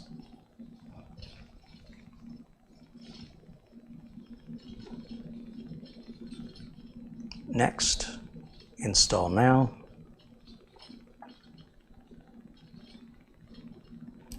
Right down here it says I don't have a product key. Microsoft makes this an option for a reason. You're not getting away with anything by choosing this option. When I do buy a product key, it will be for Windows 10 Pro. If I buy a product key for Windows 10 Pro, but I've installed Windows 10 Home, it'll say the product key is not valid. That doesn't mean the product key doesn't work. It means the product key, in other words, it doesn't mean the product key is invalid as far as in general. It just means that the product key is not valid for that version of Windows. The product keys are very specific to which version of Windows. So since I already know I'm going to be buying a Windows 10 Pro product key from VIP CDK Deals for $15.90 after using the coupon code CAREY, links are in the video notes below.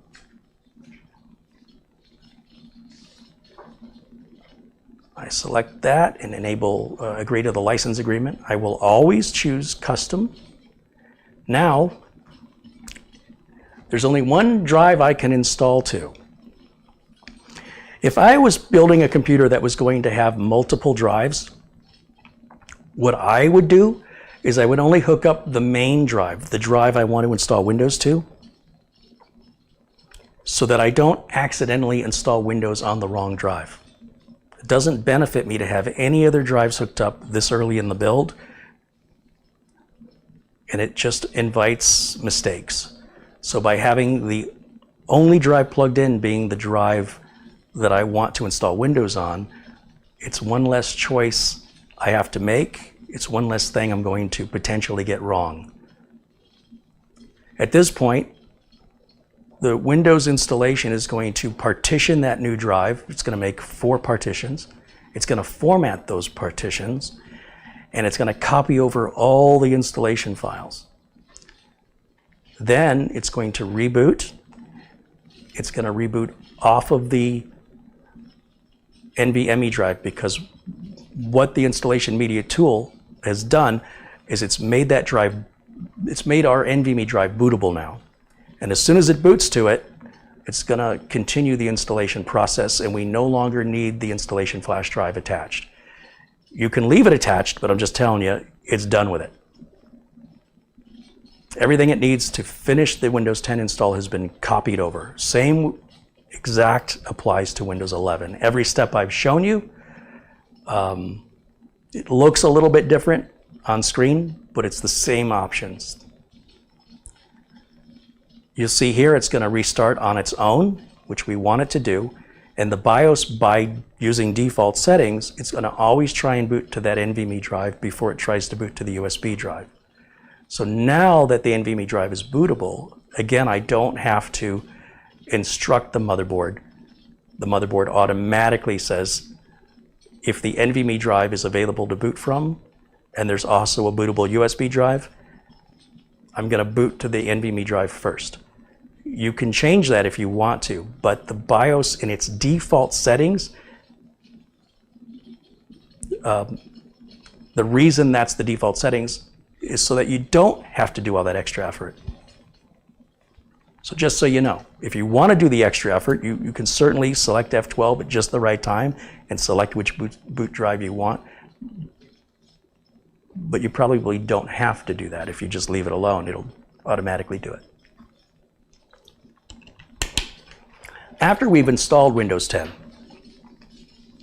at that point, I would, if I had multiple drives to install, I would shut it all down. Whatever drive I want to be drive letter D would be the next drive I plug in. Then I start the computer again, loads into Windows, detects the new drive. So now I have my C drive and my D drive. Then I'll shut it down and hook up the next drive. Then that'll become drive letter E.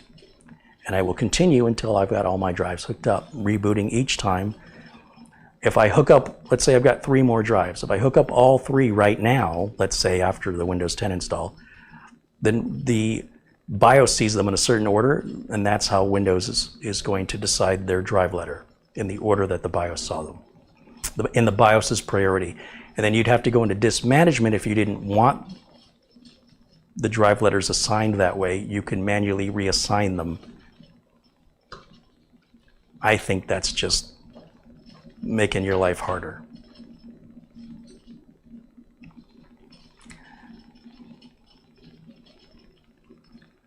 I don't have internet hooked up during the Windows install because with the internet hooked up, Microsoft will require us at this stage to sign into a Microsoft account. Because this isn't my computer, I don't want to sign in with my Microsoft account, and for all I know, the customer buying this computer doesn't even have a Microsoft account. What we want is what's called a local account. Because we have no internet connection, Microsoft, during the Windows install, doesn't ask us to create a Microsoft account, because without an internet connection, you can't sign into your Microsoft account.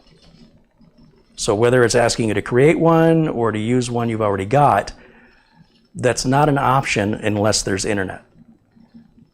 So I always make sure the internet cable is not plugged in, or if there's Wi-Fi, during the install it might ask you to select your SSID and password. I just tell it I don't have internet. Once the installation is completed, and we're almost there as I answer these final questions,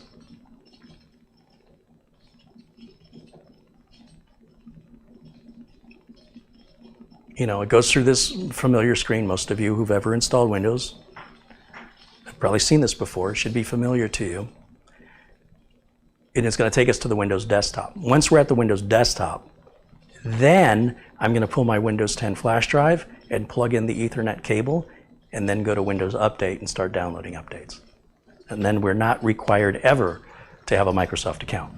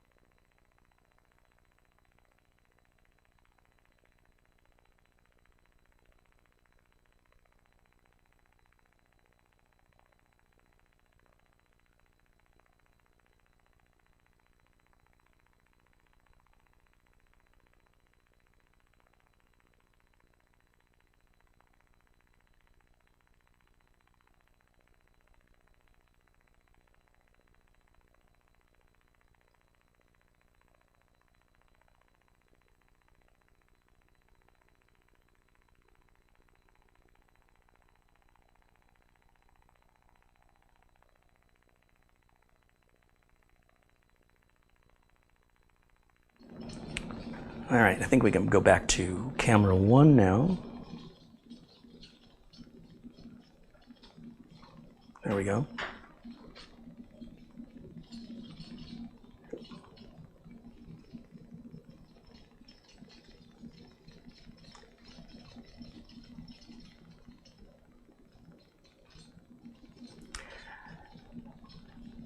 Always good to see our friend Marvin Jameson hanging out in the chat. Yesterday, Todd Tuckey came into the chat.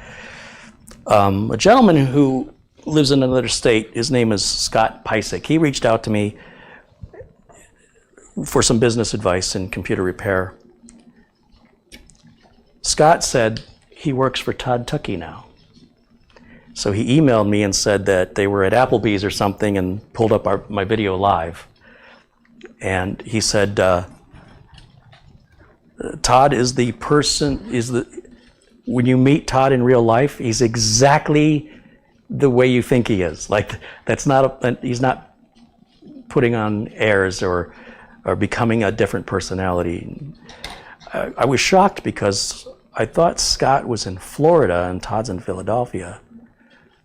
And Scott, when I talked to Scott, he was talking about doing computer repairs, nothing about arcade games and stuff like that. So how cool is that, right? One of my viewers who called me for business advice, and by the way, said the business advice was quite helpful when he implemented it. So that makes me feel good that I was helpful. Maybe he got introduced to Todd Tuckey through my video, for all I know, and wanted to fix arcade or pinball machines. I don't know what he's doing for Todd, but the fact that now he's working for Todd is pretty darn cool. And I'm kind of jealous. How he got from Florida to Philadelphia. Well, I'm trying to remember. I don't know for sure that he was in. I thought he was, that Scott was in. Did he move there for the work with Todd? I just got the email earlier today. I haven't responded to it, but I was surprised. I did not expect that. I also haven't watched any of Todd's videos in a while, or whether or not Scott's even in them. Not that I've ever met Scott face to face or I would recognize him. If Todd introduces him, I definitely know his name. And then I'd say, oh yeah, that is, as I recall, how he looks. And then I'd be reaching out to Scott going, why didn't you tell me? That's really cool. So I don't know what Scott does for Todd or if he's full-time or how that all came about. I just think it's really neat. I want to go work for Todd. I do too.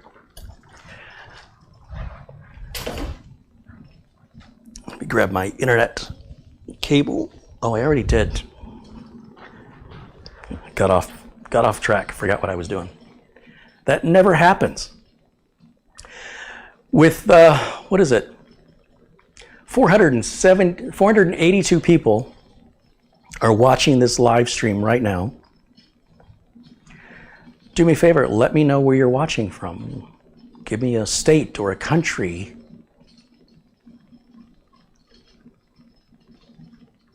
Jump in the chat if you're not in there. If you've never participated in a chat, if you're somebody who's like, I don't really do that, there's a good reason that you don't do that on most sites, and that's people aren't always friendly. In this chat room, people are always friendly, or they'll get booted out. I encourage you to stop into the chat room while we're live and just say hello. And of course, let us know where you're watching from.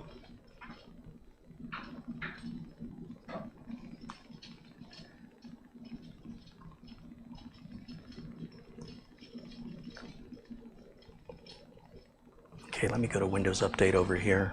I'm going to click no on that.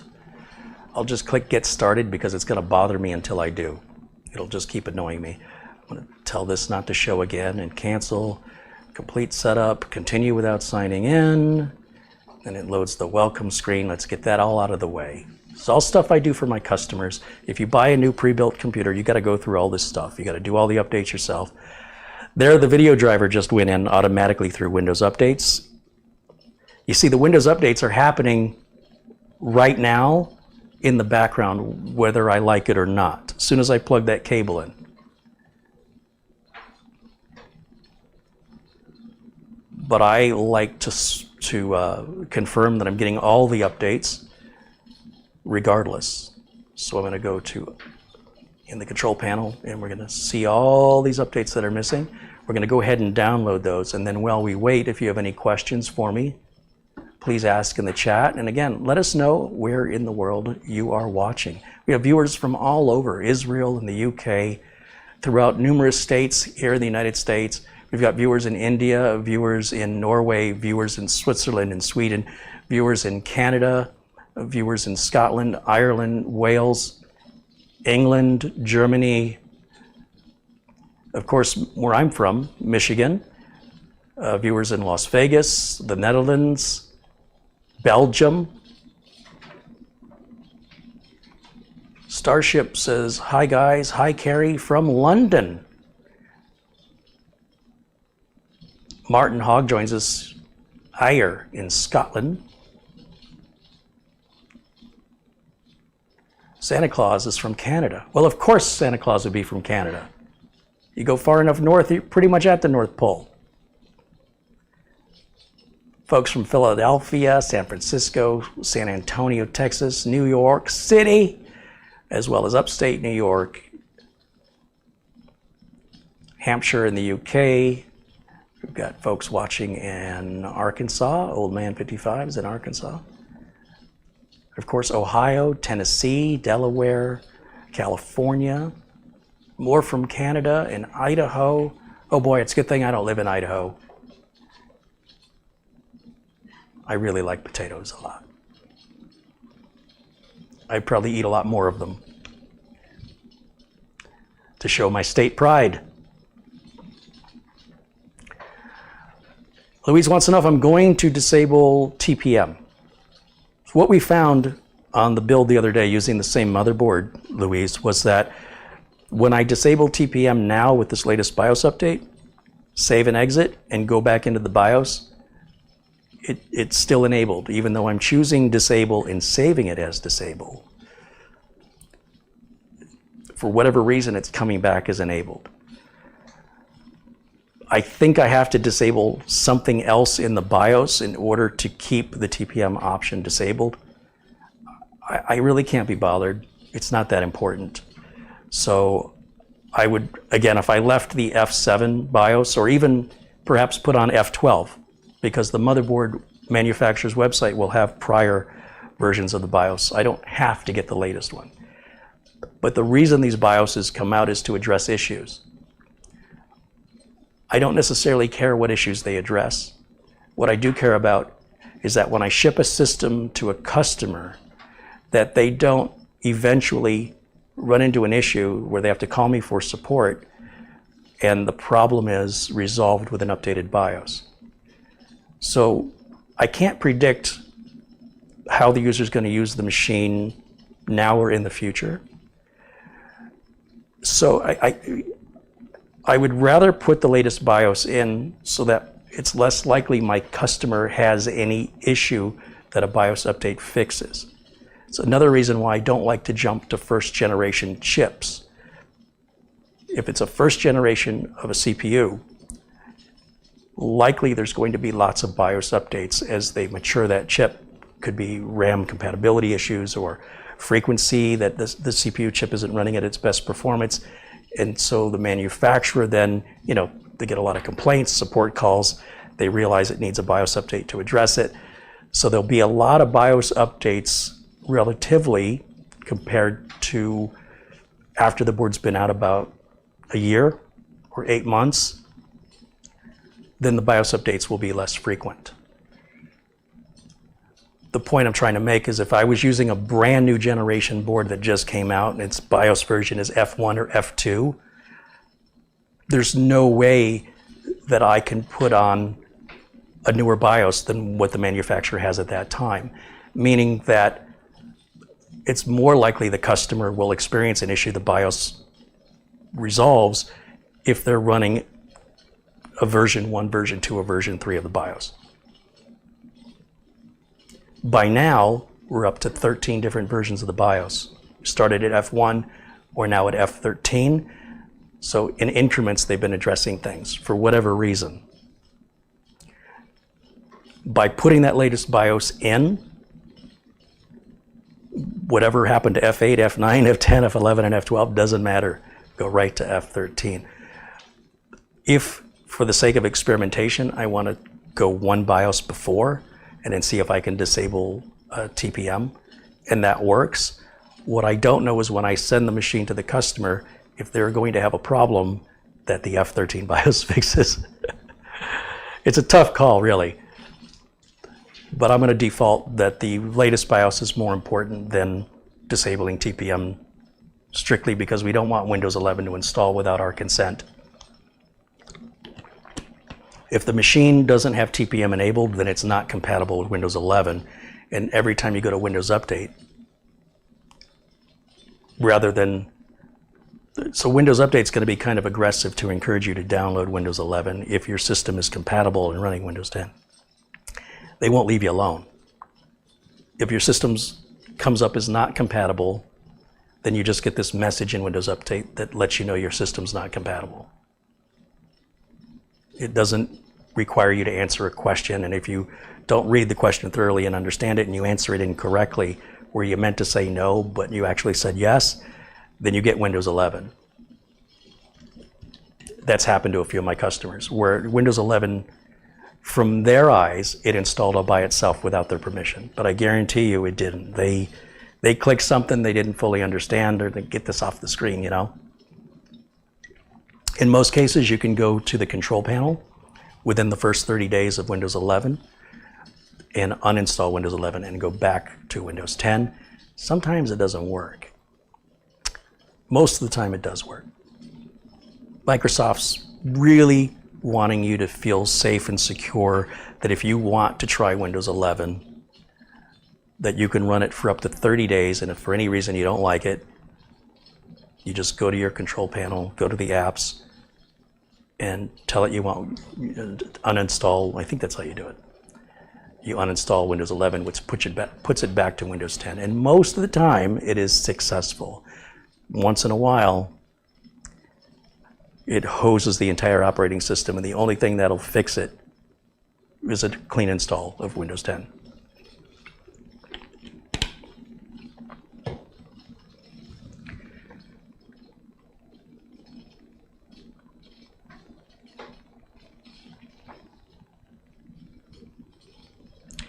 Christopher wants to know, how would I disable Windows 11 upgrade for my work PC? I don't want it borking my accounting software.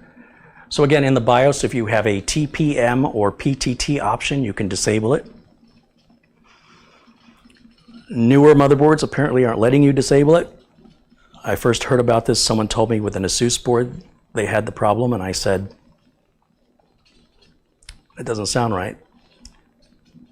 And now apparently Gigabyte is doing it, and I imagine ASRock and MSI are all doing this. So whatever this changes, it appears that the newer the board is or the newer the BIOS is, you're not going to disable or be able to disable the TPM without also disabling something else. I'm sure there's still a way to disable it, but it used to just... I don't understand why the option to disable TPM is there in the BIOS. Like, why isn't it grayed out? If I change it and save and exit and it's not saving it because some other setting needs to be set first, then it should be grayed out and not allow me to change it until the other setting, and then it should become something I can click on and change. So I don't like the way they're doing that. There is a utility you can download. Let me do a quick Google search for it. Steve Gibson is usually the guy that writes stuff like this, but there's a, let's say, Stop Windows 11 app. Let me just search for that.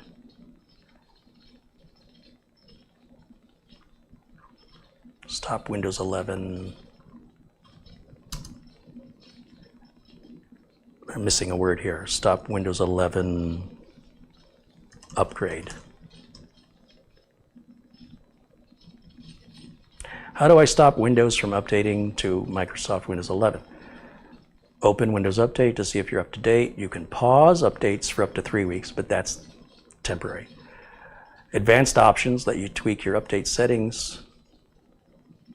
You can disable the Windows Update service. No, that's extreme. We don't want to do that. You still want to get your security updates for Windows 10.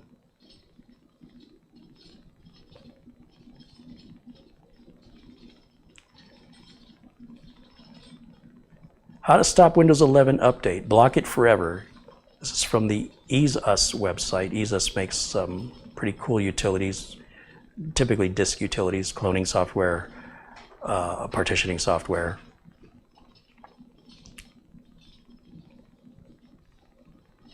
It says you can turn off the Windows Update services. Don't want to do that. You can block Windows 11 Update with a group policy editor. Oh. Disable Windows 11 updates with the third-party tool. What's it called? It's called Asus Clean Genius, which is free. You download it, install it, and go to the optimization button. The tool will detect the status of the Windows Update service if Windows Update is currently enabled. See, I don't want you guys to stop your Windows Update service. I don't like that. Don't like that at all. I can't recommend that. I know there's an app specifically to disable the Windows 11 option. If you know what it is, please put the link in the chat room or give me the name of it so I can put it in, so I can get the link.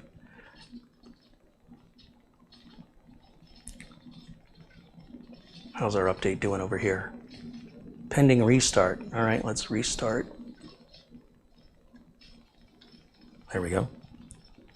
And when it comes back, I will drop that resolution to 1920 by 1080 because it's in 4K and everything's super, super tiny.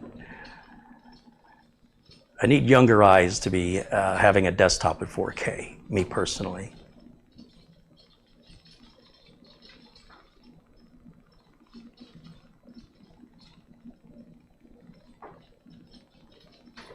Sam Lazar says, I have Windows 11 and it's fine. Yeah, nobody is. So sometimes people have a comprehension discrepancy between what I say and what they hear. I never said Windows 11 was bad.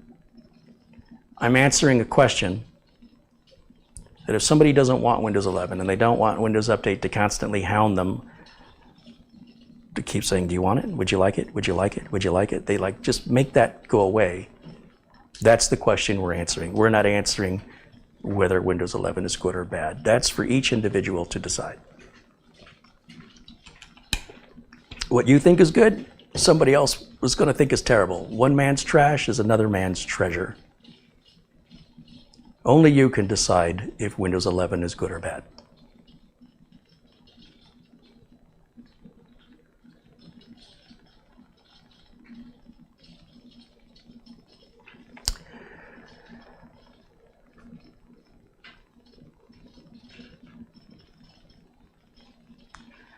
Okay, so now we've rebooted. Let me go full screen again on my side so I can see. Right-click the desktop. We're going to go to Display Settings, and we're going to change this to 1920 by 1080 so I can read it again. Good luck finding 1920 by 1080. Well, that's not what I wanted.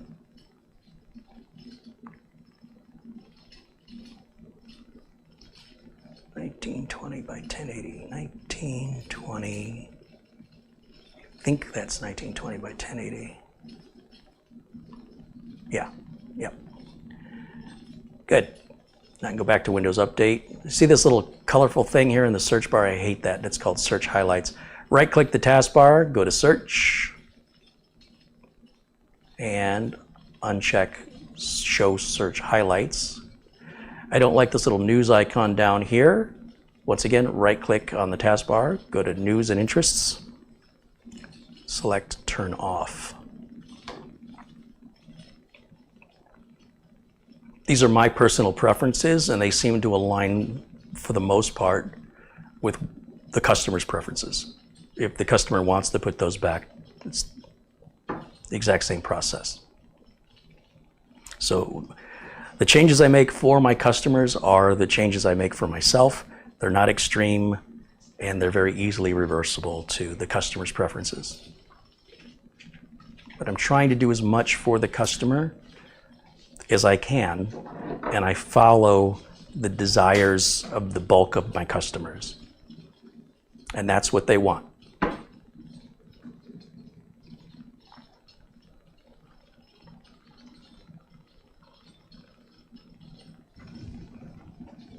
Can you use the registry editor to disable Windows 11? You could, however, people sometimes forget they made a change in the registry, which can come back to haunt them, where they're like, I can't install Windows 11. And people have you reset your Windows Update service. They have you do all this stuff. And it turns out you forgot you made this change in the registry. And that's true of any registry change you make. Like if you're trying to improve the performance of an application and you read some forum or watch some video that says if you go in your registry and you do this thing, it'll improve the performance of that app, and you do that and it works. And then, you know, a year or two goes by, you haven't used the app in forever, and now you're using a different app, and now it's not running right, and you're calling support, or you're looking for help, and nobody can figure out what this baffling problem is. And it turns out it's because of that registry change you made 2 years ago, which if you hadn't made, you wouldn't be having this problem today. So there can be some long-term consequences to any registry setting changes. So depending on your technical ability and your comfort in the registry, in general, I advise people to stay out of it. Because even if you're successful, it may have unintended consequences in the future. And since you forgot you changed it in the registry, that means when you go asking for help, most of the time people don't think about the registry and the solution unless you happen to mention, could it have been a change I made 2 years ago in the registry? Which honestly, if you had that information, awareness of it, you likely would have found the solution on your own. But you can't tell somebody something you've forgotten, and yet it may be what you've forgotten that's caused the problem.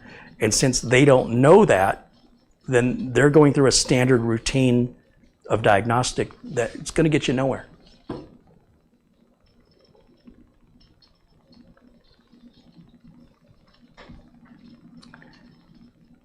See how my updates are doing now.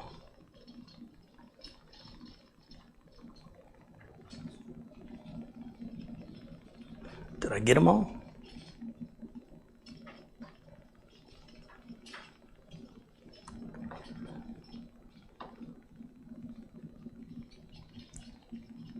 See, it says Windows 11 is ready and it's free. See, you get this advertising, and it drives some people crazy. If I click stay on Windows 10 for now, it goes away, but it will come back. And whenever it comes back, if it's annoying you the way it annoys me, it'll keep doing that intermittently, whatever the time period is between when it asks you again, unless your system isn't compatible with Windows 11, or as mentioned, there's a registry change. There's also a little application you can download, which I'm struggling to remember what it's called and find it.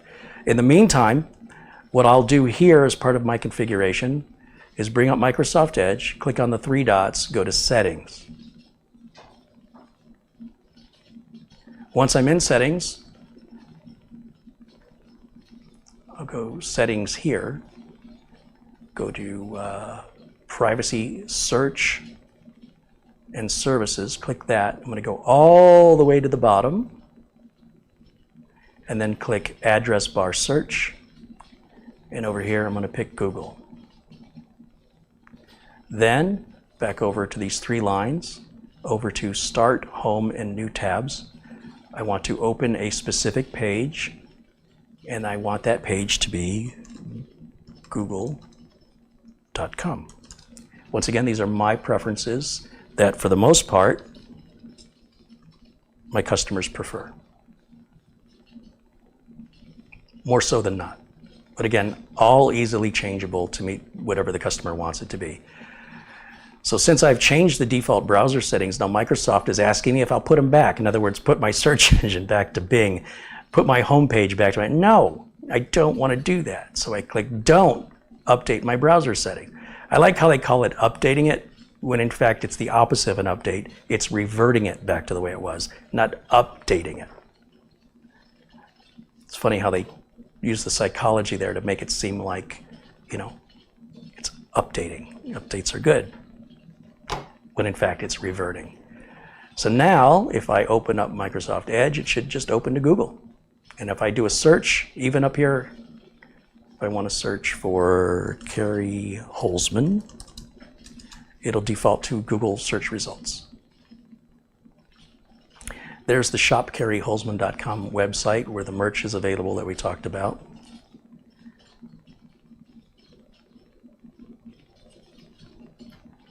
There's the case badges there. These will ship anywhere in the world. Anywhere in the world. The badges, they cost me about $3 each to have them made, and then I have to pay for shipping.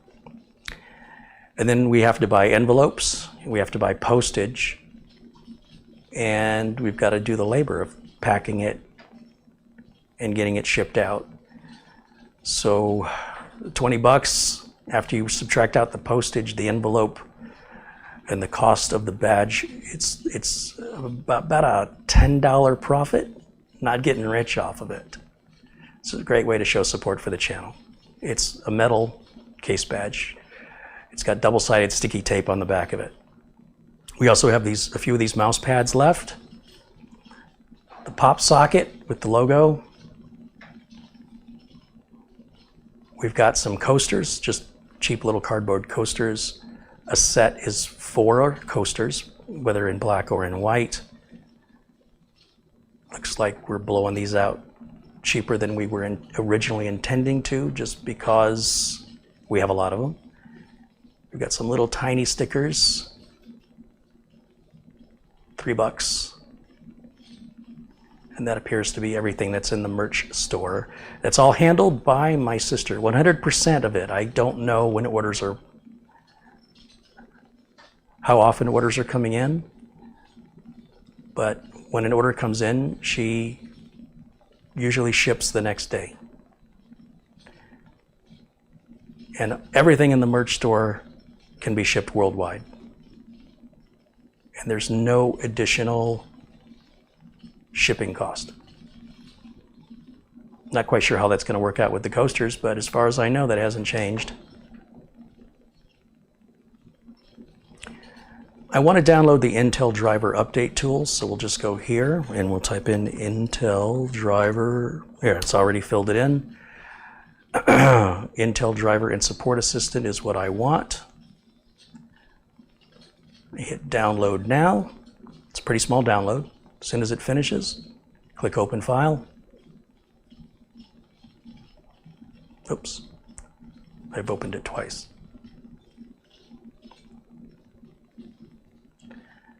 You must accept the end user license agreement. You do not have to accept the customer improvement program, so I'll decline that. Click yes.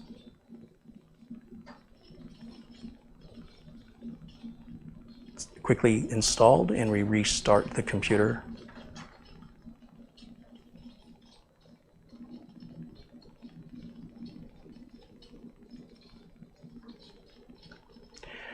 Captain Ken wants to know if I can make that last bit of updating the browser a quick tip video.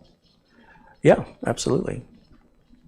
The problem with the quick tip videos in that regard is that the browsers change, they get updated rather regularly. So when I make the video, Murphy's Law, within days or weeks of me making that video, the browser gets updated and the interface is different, and then I have to make the video again. That's the only downside, is it can create confusion for people that are like, I don't have those settings in my Microsoft Edge.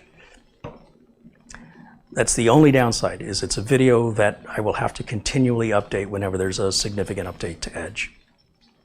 For example, I might already have the quick tip video on how to do this in Internet Explorer, but Internet Explorer doesn't exist anymore. Now it's Microsoft Edge, and so the steps are different.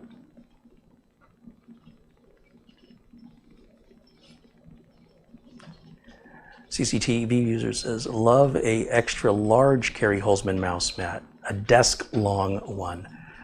So those long, like desk protectors, they have a name. They're referred to not as pads, but as mats. I know Gamers Nexus sells them. They have their own. It's really nice. Hugh says it'll be expensive for you to ship to me in the UK. Actually, It depends what we're shipping. If we're shipping the case badges, the post office here in the United States has a worldwide stamp for a letter size package. And it literally ships anywhere for the same price from USPS. That's why I'm not sure on the coasters, because those won't go into a standard envelope. They have to go into some kind of a padded, larger, like manila type envelope. But shipping to the UK overall isn't very expensive. It's if I'm shipping hardware or something that has an import fee attached to it, to your country.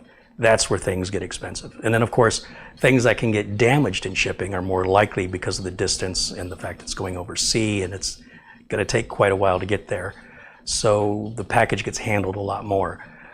I don't worry about case badges breaking or coasters. All that stuff we sell on the merch store is unbreakable. It's also very lightweight. And because the USPS offers that worldwide postage, it locks in the price, which then I can say universally anybody can order those case badges anywhere in the world, and whether I'm shipping it to the UK or I'm shipping it to Germany or I'm shipping it to Australia, it's the same stamp, same single worldwide stamp, which is more money than a regular stamp within the USA.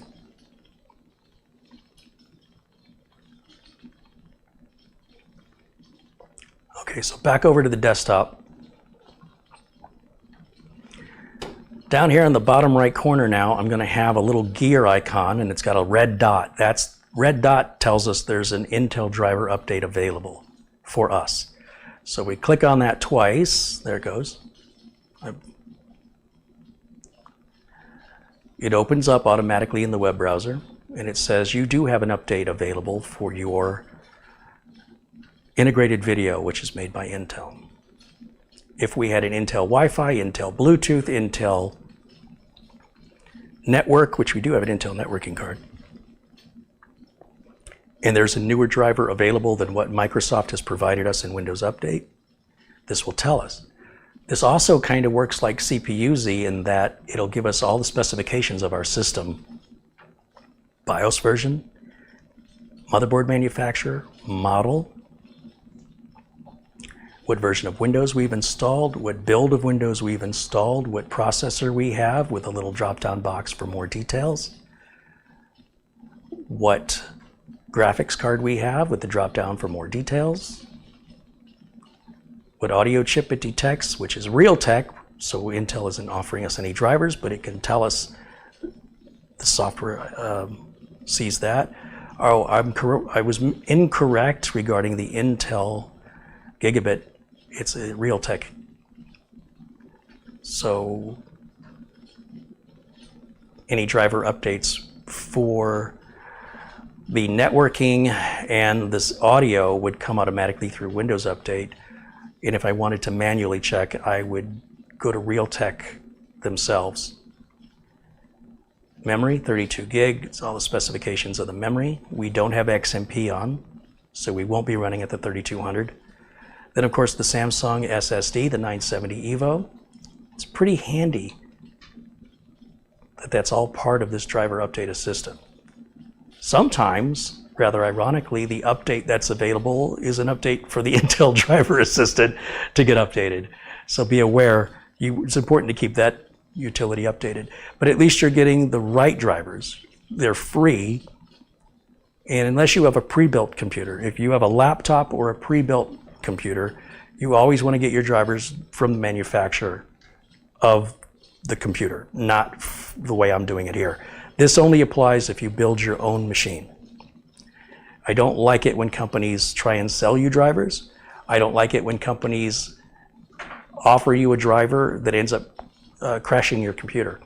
So since we're getting our drivers from Intel, the manufacturer, it is free, and they are the right drivers and the latest drivers. In this case, the video driver Intel is offering is newer than the one Microsoft is offering through Windows Update. I don't know what the difference is, why the update happened, and I don't want to know why. I don't want to experience an issue that is resolved with this update. So by having the update, I'll never need it. by not having the update. Maybe I will, maybe I won't.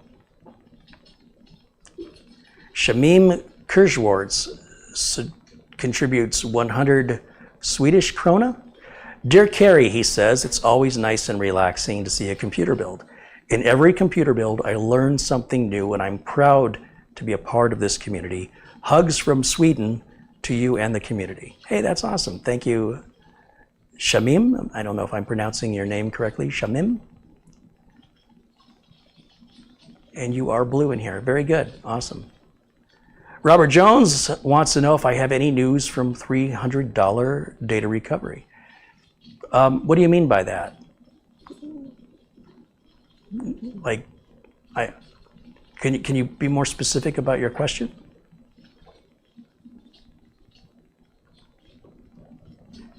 Our driver has downloaded. Now we'll install it.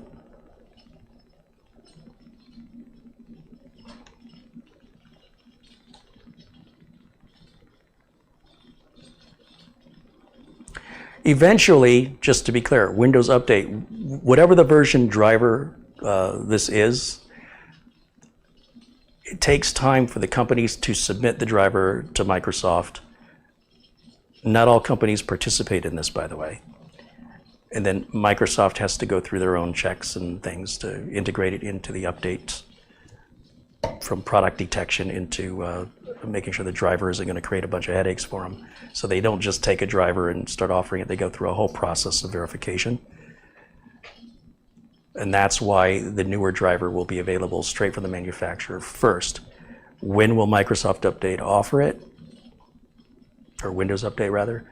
It's hard to say, but it will eventually be offered. And by then, there may still be a newer one, and so the circle continues. Depends on the frequency of the updates.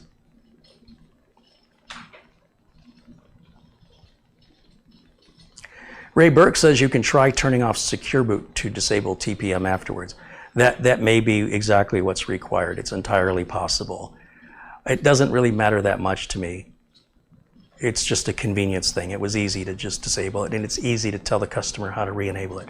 If I've got to change two things in the BIOS, and they're located in two completely different screens, each motherboard model is typically going to move the BIOS around a bit and how it looks and where things are and what order they're in. So it's not like I can memorize very easy steps over the phone that the customer can follow. It's easy enough to guide them to a specific spot or to tell them, look in all the options and all the submenus of your BIOS for this particular feature, and then if it's disabled, enable it. Then to tell them, oh, and you also have to look for this one and you have to do it in this order. It's a little tough for me to do that over the phone or through an email from somebody who's got a computer and they're in another state, like this one's going to New York, right? And the person's, my understanding is they're not real comfortable getting into the BIOS and stuff like that. That's all too technical. The reason they're hiring me is so that they don't have to do that.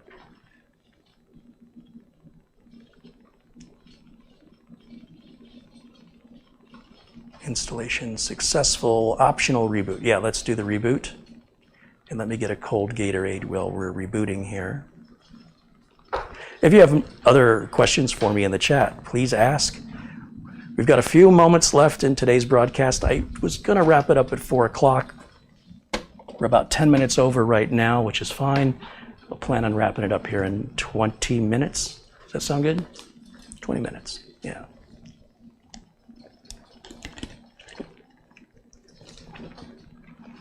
Kurt Schlegel contributes $10 in Super Chat. He says, another fun build to watch. Thanks, Carey. Well, thanks for hanging out with us. It's great having you here, and I really enjoy interacting with you guys. Let's go back to full screen. When I say that, I'm making it full screen for me, not for you. It's already full screen for you.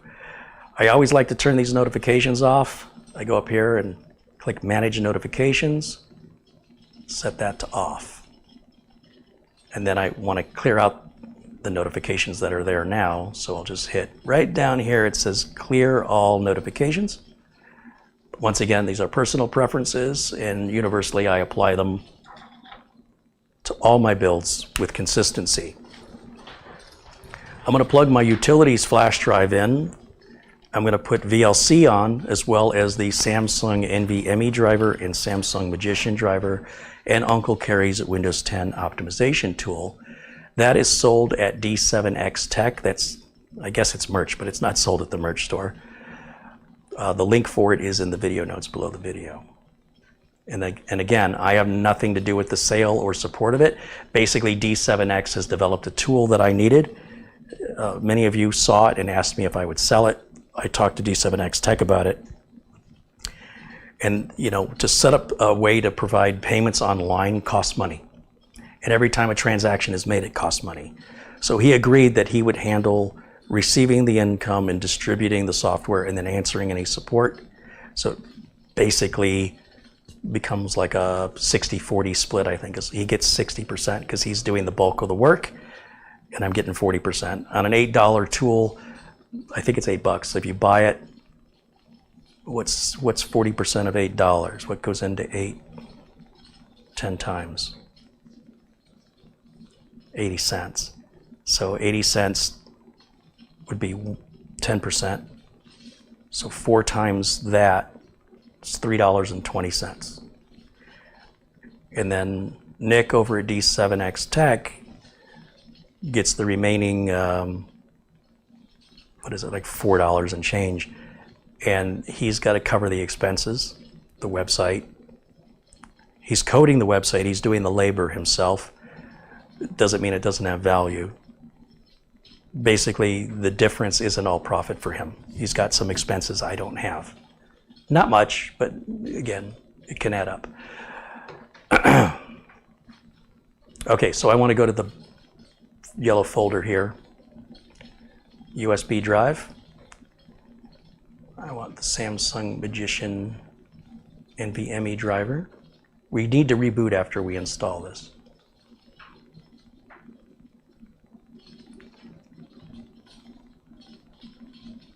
Pretty quick little download here. Let's go ahead and reboot, and then we'll put the Samsung Magician software VLC and then run Uncle Carey's Windows 10 optimizer. That's pretty much how I configure Windows. I will unpin all of the tiles off the start bar, so the start menu will be narrow like people are used to on Windows 7. And then I will take out and unpin from the taskbar the Microsoft Store and the email program that's built into Windows 10, because it doesn't really work well with anything other than hotmail.com or outlook.com. I've seen people like associate their Yahoo email address with this built-in mail utility. I must have already taken it out. And what ends up happening is their reply address is some long code that doesn't work and they're not aware of it, and I can't respond to them. I can't even tell them that I can't respond to them, because that would require my ability to respond to them. It's maddening. So like these icons here, I just right click and I choose unpin from start, and I'll just do that for each one of these. And if the customer wants to drag icons over to utilize these, they certainly can. But with consistency, the machines are kept as clean, optimized, updated, and activated so that they're as plug and play as possible with the latest drivers. And you know, all of this setup work is done so that the user can now set up what they need, right? Their printer, their email, their software. They can get right to that.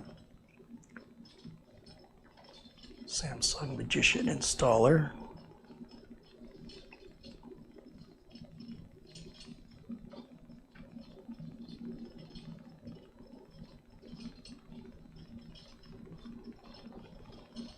This takes a minute before the screen will pop up.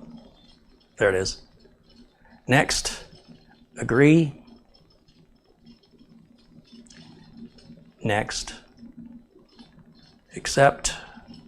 Next, next, install. That's going to put an icon down here in the system tray that monitors our Samsung drive for firmware updates, and it can confirm that we're in PCIe by 4. If we have an older motherboard and we've got an option of different M.2 slots, and one is a half-speed slot. You may not be aware of that. So, or you just might look for confirmation that in fact your NVMe drive is running at by 4 speed.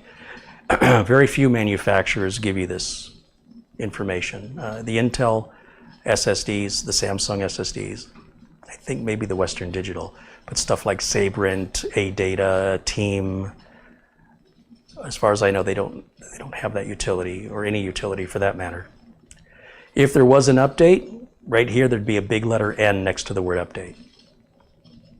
But it shows that we have the latest version of the Magician software itself and the latest firmware, and it can confirm, as I mentioned, drive details, that it's PCIe Gen 3 by 4. If I put it in a by 2 slot, it would say by 2, and my performance would be half. You may not notice that as a normal user. You might just be curious. Am I getting the speed that Carey says I should be getting? He says I should be getting, 3,300, 3,600, and I'm getting 1,700. I didn't even know I was going slow. Something's wrong. Go in here and check that you have it in a slot that's by 2. If so, that's how fast by 2 goes, and you'll need to shut it all down and move the NVMe drive to a different M.2 socket. Back over to my USB drive, I'm going to grab Uncle Carey's Windows 10 optimizer. And again, I like to put VLC. It's free, and it will play all audio and video files. In fact, if you're trying to view or listen to an audio or video file that VLC says it can't play, it's likely a virus. And what they would do is they'd say, oh, you need a codec to play this back. And that was a very popular way people got their systems infected. If it tells you you need a codec, I would suggest that you try and find a different source for that audio or video that you're trying to play back. Don't believe you need a codec. That is a scam designed to get you to install something nefarious on your system. With VLC now installed, I can go into the control panel under Apps. And what I do here is I take out Groove Music, because VLC will now be our music player. So I uninstall that. I take out Mixed Reality Portal. I don't know a single person that uses that. Movies and TV, that's your media player. VLC replaces this. I want to take it out.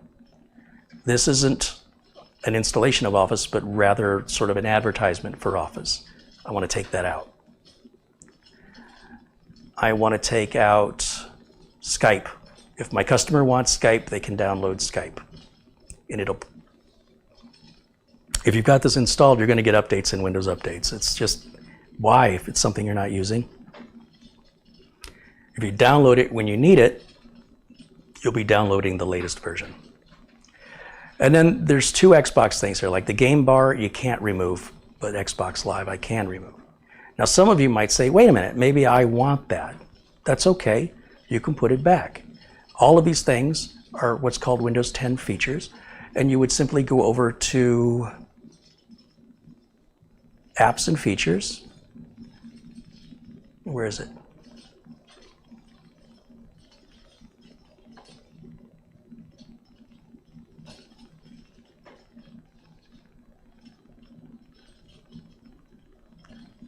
So there's the list of default apps.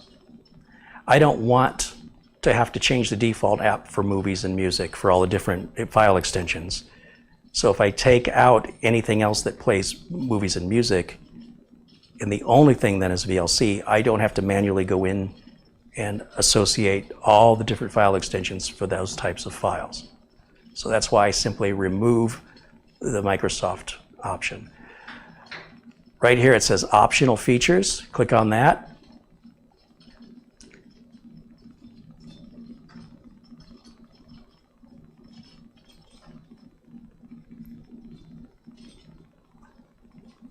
Trying to find where, if you were the end user, right, and you receive the computer from me and you want the mixed reality porthole back, it's been such a long time. Where is it? Add a feature. Add a feature.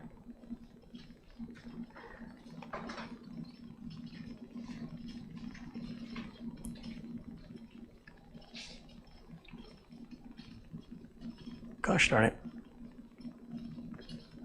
I'm not seeing the screen I'm looking for, but it's there.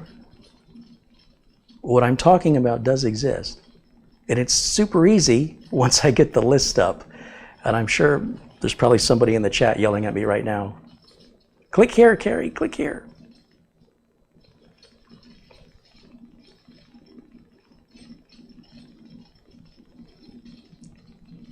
Andrew wants to know if the things I just uninstalled are in the Microsoft Store. They might be actually, but there's a way you can go into the Windows features, going all the way back to Windows XP, and there used to be a long list with checkboxes. Now it's still the same long list, but instead of checkboxes, I think there's a little button you click for those features. But the store may be an alternative way to acquire them. But they are part of the Windows installation, just so you know. Okay, so what was I doing? I was going to do Uncle Carey's Windows 10 optimizer next.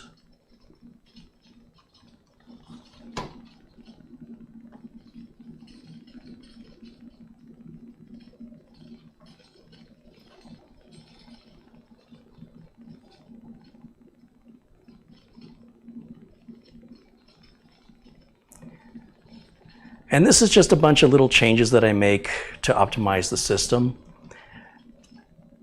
It's nothing you couldn't do by hand, but because I'm doing so many systems, this does it faster, and it makes sure that I haven't forgotten, you know, if it starts becoming like a mindless task, I'm more likely going to forget one of the settings. So this ensures it's done consistently the same way to every machine I build every time, and it does it faster than I can do it by hand. Each of the changes it makes are very minor and make a very teeny tiny difference that most people won't even notice, but added up together, it can have a positive impact on the responsiveness of the computer. And if it doesn't, here's the good news, it doesn't cause any harm. There's not going to be a consequence later on as a result of any of the changes. Those have all been tested and would never create a conflict. The changes that I'm making would never create a situation where software all of a sudden got an update and now it doesn't run. It's because of those changes. Those registry changes that are being made there, I wouldn't make a change to the registry that has the potential to cause a support issue in the future. So they're all very safe to apply. Whether or not they actually benefit you depends on your hardware, your software, and how you use it and how you perceive responsiveness. It could be nothing more than a placebo that you buy the optimization tool, run it, and you are convinced your system is running faster. Good enough, right? You don't have to prove it. Nothing wrong with going off of how something feels. We still have the red dot down here, which suggests to me that the video driver did not install correctly. That happens sometimes. So it's probably going to tell us we need a video driver still, and it's probably the same one. I got to check the box, and then install is no longer grayed out, and we're going to go through this one more time. And I don't know why, but this is relatively common with the Intel driver update. Sometimes you put the Intel driver update on. In this case, the video driver.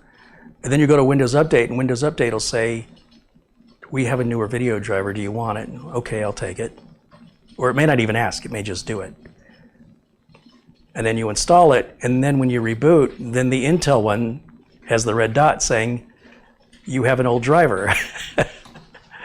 So then you do it again, you download it from Intel and install it again from Intel, and then reboot, and then Windows Update won't bother you anymore. just an idiosyncrasy of how the software works and how Microsoft Update works. Or I keep calling it Microsoft Update. It's Microsoft Windows Update is the full name. When you see the screen blank out like that, that's the video driver being shut down, and then the new video driver activated, and that causes the screen to blank out when the driver's temporarily disabled, and then when the new driver activates, then the video comes back.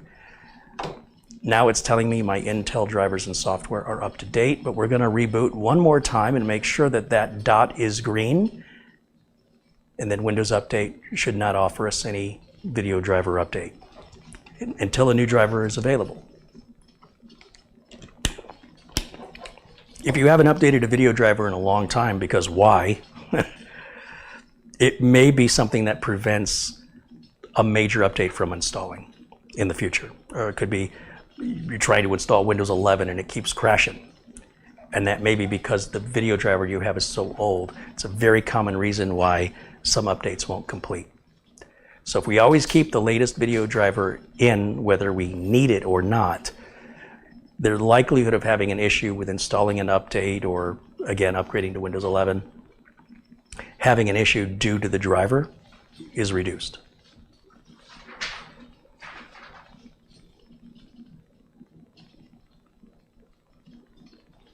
I don't know what you're trying to tell me. Mixed reality. What about it? It was part of the Windows feature on demand. It came with Win 10 version 1709, Yeah. and it's through Windows Update. And it's what? Through Windows Update. That's how you can get it. You get it through Windows Update? Well, now that I've uninstalled it, I don't know how you get it through Windows Update, but it's something you can easily put back on. I just don't know it off the top of my head. Bob R. with a $10 contribution says, another great build and nice stream. Great new camera. Just an enjoyable part of my day today. Thank you. Well, thanks, Bob. Appreciate your kind words and your support. Angel with a $5 contribution says, hello, everyone.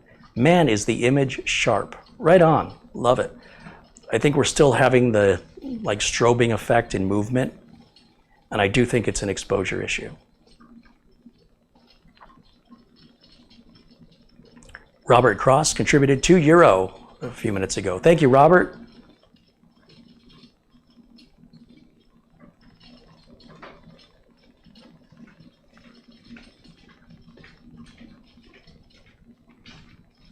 Frankie B says hello.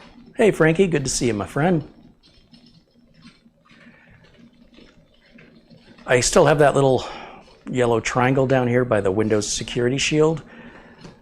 And again, when I ship a computer, I don't want any exclamation points down here for the customer. And sometimes I got to reboot, and it'll tell me something else wants my attention down there. So this will give you an idea of how long it takes to boot, okay? So here we're doing a restart, obviously. This is all done in real time, live with no edits. Let's see how long it takes to boot. Here we go.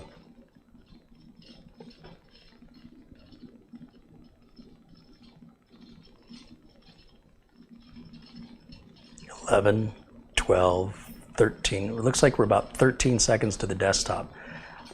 That feels pretty universal. That Core i3 NUC I built in 2013, as I recall, was 13 seconds to the desktop. That's why I say, just because you're getting faster storage or a faster processor doesn't necessarily equate to faster boot times, but it may equate to a program running faster if you use such a program. Not everybody does. So in other words, some people will see a benefit and other people won't see a benefit. So whether or not it's worth spending extra for the added performance should be justified based on whether or not you're going to experience extra performance. You may not, depending on how you use your computer. 3D Everything just contributed $20. He says, because it's my birthday. Well, happy birthday to 3D Everything. Hey, in the chat, say happy birthday to 3D Everything, please. Thank you for giving me the gift. $20, right on. James Rosso with a $100 super chat contribution. Well, thank you so much, James. Let me make sure both of these folks are blue here in the chat room.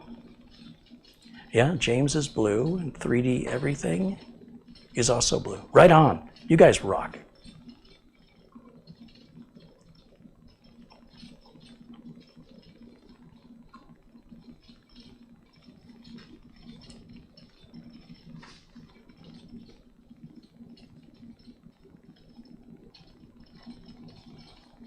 C-Loss says, great build by Master Carey. Hey, thank you.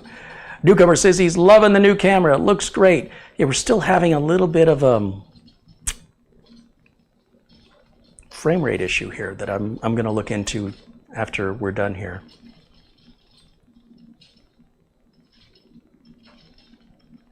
It's maddening because we spent a lot of time yesterday getting this all configured.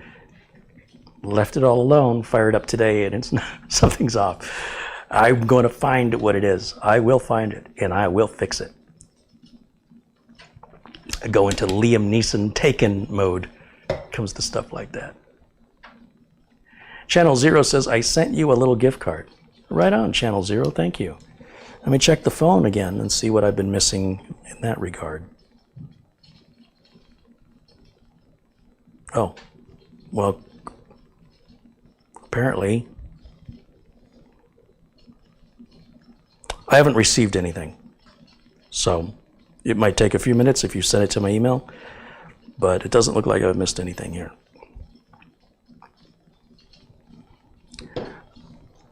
So a few minutes ago, I invited you to ask any questions you might have, and then I got distracted on this and didn't see the chat room. So I'm going to step away to get a cold Gatorade, as the lag between what I say and when you hear me will give you time. And this time, I'm going to look in the chat for any questions. If there are no questions, we'll wrap up today's video.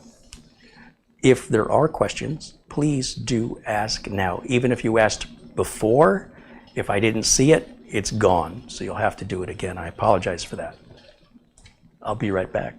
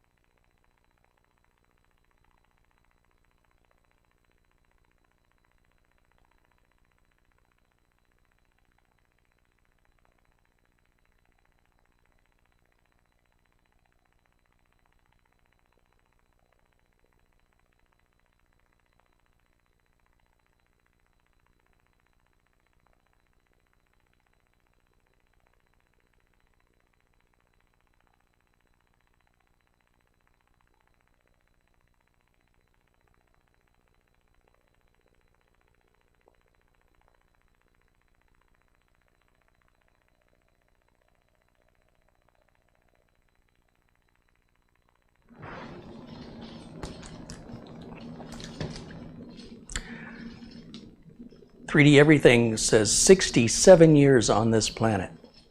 Hey, you look good for 67. Your color is great. Just as blue as a 30-year-old. Font, great shape. Happy birthday to you. Jason Erbank says the new camera is slightly better. It's better on the dynamics, or the black to white. The black is better. Yeah, that's really where you should see the difference in the lens.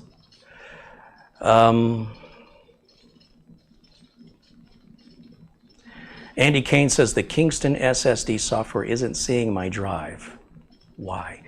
I don't know. I don't really use Kingston SSDs, and I'm not familiar with their software. I wouldn't know, but if anybody in the chat has any suggestions, feel free to offer your thoughts. Otherwise, go to like a Kingston support forum, and you'll likely find the answer there.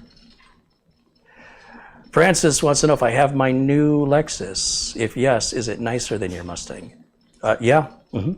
Yes to both. It's very comfortable, and unlike the Mustang, it's much more versatile in that I can haul computers in it. The Mustang, you know, it had a back seat, but it wasn't very usable. So for any more than 2 people to be in the car was uncomfortable. So having a 4-door SUV has the full back seat. We've got the hatchback. We've got room for hauling computers and such. There's also the rear seats, of course, can fold down to give us even more room if needed. Gas mileage is really good on it. What's that Lexus getting? 25? 24-ish. 24? And then when you drive it, it's so comfortable. And I hope, Driving a love seat. yeah, I hope that it's as reliable as people claim Toyotas and Lexus are. Because that Mustang I had was the single most reliable brand new car I have ever owned. I had that car from 2013 until this year, so I had it 9 years. And right at the very end, it needed basically its first repair, which was the plastic reservoir tank for the antifreeze. Had a teeny tiny little crack in it that had been there for some time. Nobody could find it. But what would happen is I would drive the car somewhere, and when I get out of the car, I could smell something burning in the engine compartment. But yet there were no puddles. Everything was clean. And when I asked the dealer to look at it when I would take the car in for an oil change on 2 or 3 occasions, they couldn't find anything. So I figured, well, it's not hurting anything. And then, of course, when the engine cools down, the smell goes away. Well, Subaru Mike took it to prepare it for sale, and he drove it home, and he probably drove it harder than I drive it. And he immediately saw drips in his driveway where he parked it. And he located the leak as just a little hairline crack in the plastic overflow tank. You know how much a plastic overflow tank would cost for that Mustang? It's like it looks like about the same size as a milk jug, but thicker. $90 for a little plastic jug. Still, over 9 years, all I had to do was replace the battery twice. I think I did the tires twice, maybe once. I think I did tires twice. Never had to do brakes. Never had to do any repair whatsoever. Do oil changes, tire rotations, cabin filter, engine air filter, and put gas in it. And I was very fortunate that in the entire time I've owned it, I go out of my way when I park to try and either park to a nice car, because I figure somebody who's got a nice car is less likely going to be careless with swinging the door open into me, or parking the car where only one side of it, there's a parking spot on one side but not the other because it's at the end. But still, people will door ding you over time in Phoenix, and that car never got a door ding. It kind of broke my heart to let it go. But time for a new experience. Get rid of the car before it became a bad experience. And since I've never owned a Toyota or a Lexus before, I've never been able to afford a Lexus, never thought I could. I did buy it used, just so we're clear. I did not buy a brand new Lexus. I don't make that kind of money.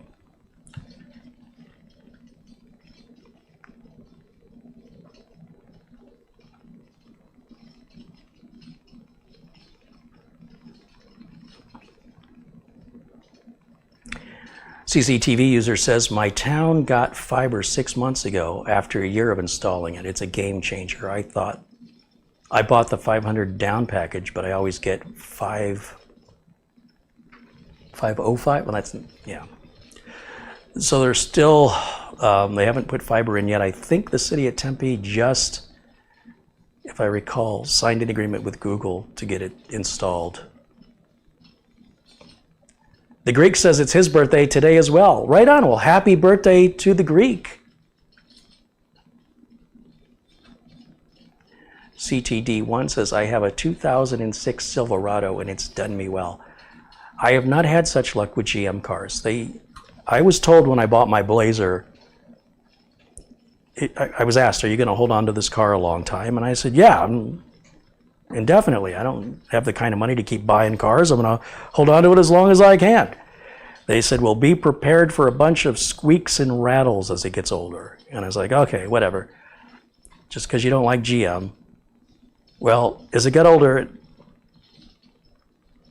started to squeak, it started to rattle. And it just got worse and worse and worse the older it got.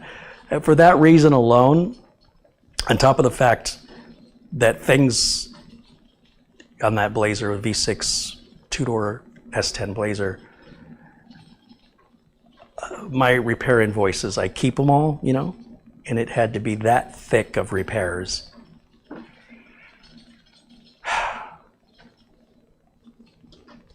And it wasn't over the top. Like everything it needed, it seemed reasonable. Window motor it needed. Eventually it makes sense. And the older it got, the more frequent the repairs were. And the car was 19 years old. I'm like, it's time. The dash was cracking, and the paint from being out in the Arizona sun year after year was chipping away. And the car was never in an accident, you know, solid car. Transmission was always good, never needed repair. The engine, as I mentioned, I did the repairs as needed. I didn't let things fall apart, I'd stay on top of them. At the end, though, the air conditioning, I couldn't get the air conditioner to work, and we replaced, I think, darn near every part of the system. It's like there's nothing else to replace, and I was fed up. I was just fed up. Like, you know what? I got to get rid of this thing. It's getting me angry, and I'm losing a lot of time away from my business because I'm too cheap to buy a new car. My insurance rate's going to go up on a new car, but it's costing me more from the amount of money that I'm losing when I have to work on the car or take the car somewhere to be worked on. It's taking me away from my job. And then that starts adding up to substantial losses beyond the cost of the repair. And I was like, reached my breaking point and said, okay, you know what, 19 years, that's a long time to own a car. So when I went to replace it, I did not want to go back to another GM product because of my experience. It doesn't mean all GMs are bad or will suffer. However, I also like to have experience. So if I had the opportunity to own one of every car in my lifetime, from each manufacturer, I mean, like a Mazda. I've never owned a Mazda. A Subaru. Well, we have the Subaru Forester. Jaguar, Mercedes, never owned those. Porsche. I'm forgetting a ton of manufacturers. Saab and Volvo and Volkswagen. Never owned a car by those companies. And I just thought, you know, good or bad, to have my own opinion from my own experience. If the majority of cars I'm buying are continually having breakdowns or issues over a certain period of time, and then I get one that never has any issues at all, then it changes my expectations. And suddenly the car's breaking down before was acceptable, but now that I see you can buy a car that runs reliably for a long time, makes a car that breaks down often now unacceptable because it's defined a different expectation.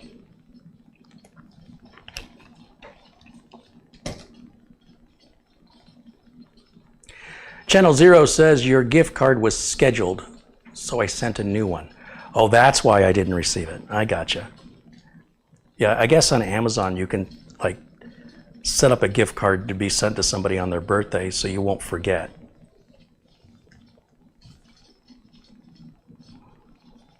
Yes, 2 emails have come in.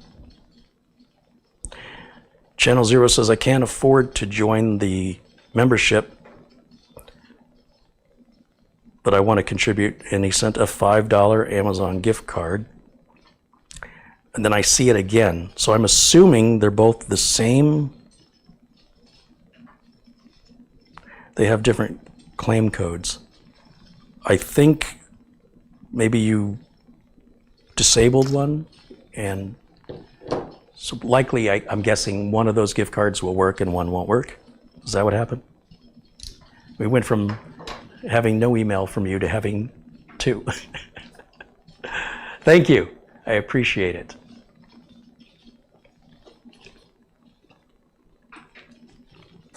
CCTV user says, I would love to catch up with Subi Mike. Maybe when Mitch gets back, Carey can have another session online with the Fireball. It would be nice to see Linda too. So again, some people have said, hey, you and Mitch should do a drunk tech support. Mitch isn't really a drinker, and Mitch is not a technical person. So when I did the drunk tech support, that was with my sister. She's done support in real life, and it helps. If you want to mimic support, that you've actually done it. Because if for nobody else's benefit, I found it to be much funnier. Elijah Dickens says, Carey, my membership does not show on this PC. It shows on the other PC. The membership's associated with your YouTube user account, not to your computer. So it sounds like you've got 2 different YouTube user accounts. And you've signed into YouTube with one account on one computer and another account with another computer. And if you've picked the same name and the same avatar, it wouldn't be obvious. Ray Burke says, I have an AMD Ryzen 3 on a Gigabyte X570 motherboard. The Carey AMD chipset driver will update, but when restarting, it won't install the newer driver. I had to install from the AMD website and it worked. Ray, when stuff like that happens, it's really important that you email support at D7X Tech so that they can replicate the problem and then update the software. Because you've resolved it on your own, there's no information that we can offer to the developer to replicate the issue, so then they can put the fix in that will benefit everybody else. So next time, please let D7X Tech know, and that'll make the tool better for everyone as a result. Shamim says, the Be Quiet PureBase 500 versus a Corsair 200R. They're very similar cases. Based on your experience, what are the main differences?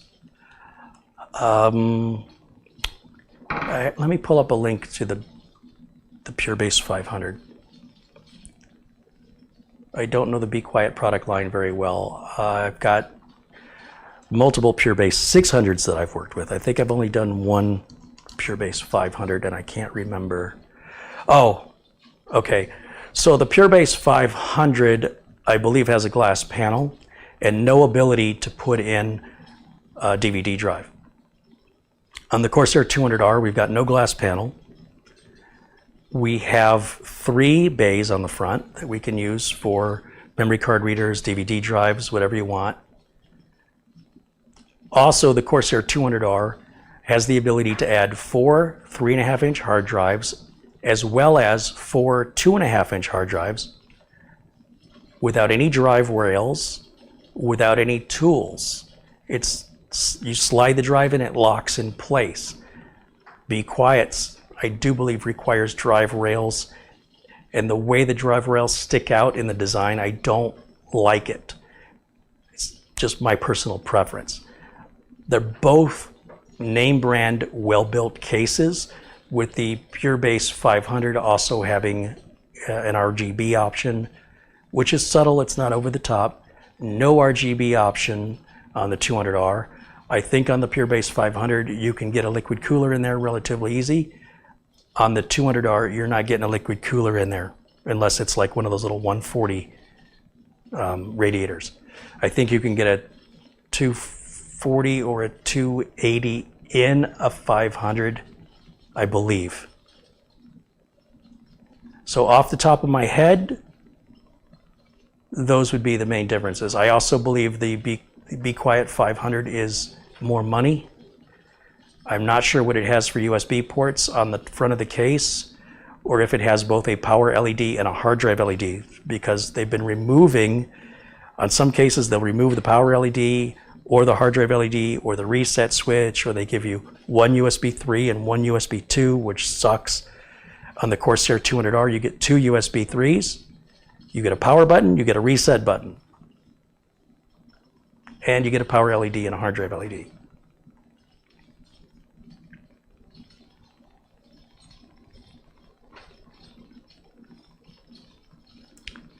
Channel Zero says, if you got both gift cards, I can afford the extra this week. Well, thank you. Do I think, Channel Zero wants to know, with an MSI board,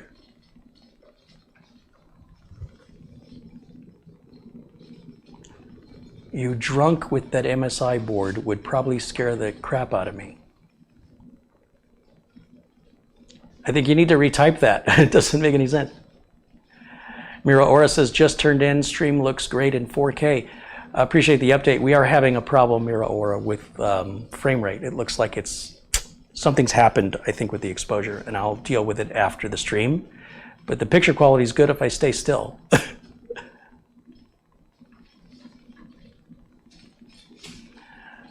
Shamim says, there is also a Pure Base 500 without a glass panel, which you used in one of your builds in 2020. So, okay, but everything else would be the same. And I think the benefit of not having a glass panel is better soundproofing. That's another feature of the Be Quiet cases, where there is no glass panel. They have a material, a sound dampening material inside of the case panel. The Corsair 200R does not. Pros and cons. I try to point out the positives and the negatives of every product. And my personal preference, of course, is the 200R. Elijah says it's 101 degrees Fahrenheit in DC right now. Oh, that's got to be miserable.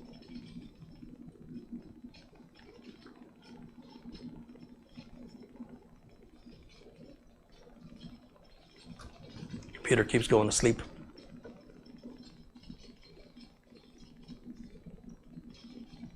It's almost 5. Yeah, we've run long, way longer than I intended.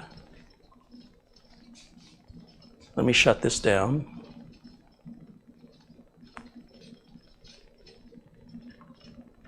Start. So what I'll do after the show is I'm going to go to VIP CDK deals and I'm going to buy a key the same way you guys would, pay the same price you guys pay. I eat my own dog food. And then I will activate Windows 10 on here. This customer also wants Office 2019. I'm going to download Office 2019. I've got a video that shows you how to do that. You get it directly from Microsoft.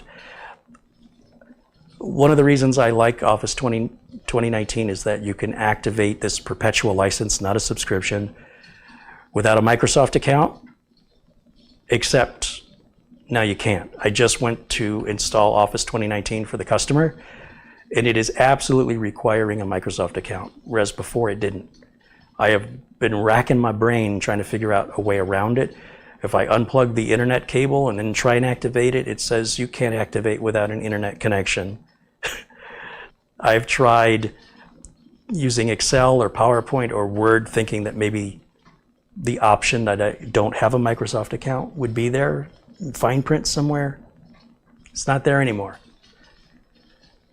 Because it's not my computer, it's going to a customer. I emailed the customer and I said, do you have a Microsoft account? They said, I don't know. I said, well, do you ever use Skype? Because whatever you're logging into, whatever credentials you have for Skype, that would be your Microsoft account. He goes, I can't remember, just go ahead and create one for me. So, since I have his email address, I can then just come up with a password and set it up and get the activation done. And then when the customer gets it, they may choose to change that password, or they may just act like they don't have a Microsoft account and they don't care until such a time as they need a Microsoft account at some point in the future. They're probably going to make Microsoft accounts a requirement in Windows 11. They are moving in that direction. Craig Casabona with a $20 contribution. Hey, Craig, thank you.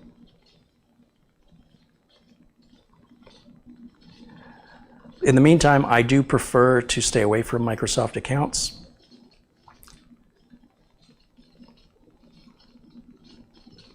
But I won't be able to do that forever. At some point, Microsoft is going to require it even to just get Windows installed.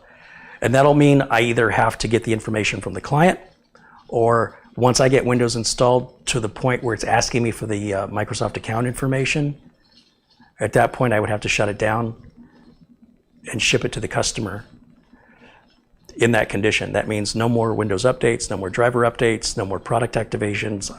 As an added service that I offer, I will no longer be able to do that unless the customer can pass on to me their Microsoft account information, or tell me to make a Microsoft account for them, in which case they can select what password they want, and that way I can set it up for them the way they would do it themselves. And then any records I have of that information get destroyed, so there's no way I can hack them or have the information stolen from me and then have that person be hacked. I would also encourage the person to just, for the sake of safety, change the password anyway, so that that's never a possibility. If somebody should hack you, thinking that maybe it's Carey who did it, or maybe somebody who knows Carey did it, if you just change your password when you get the machine, that'll never be a potential reasoning if that happens, or potential cause should that scenario happen to you.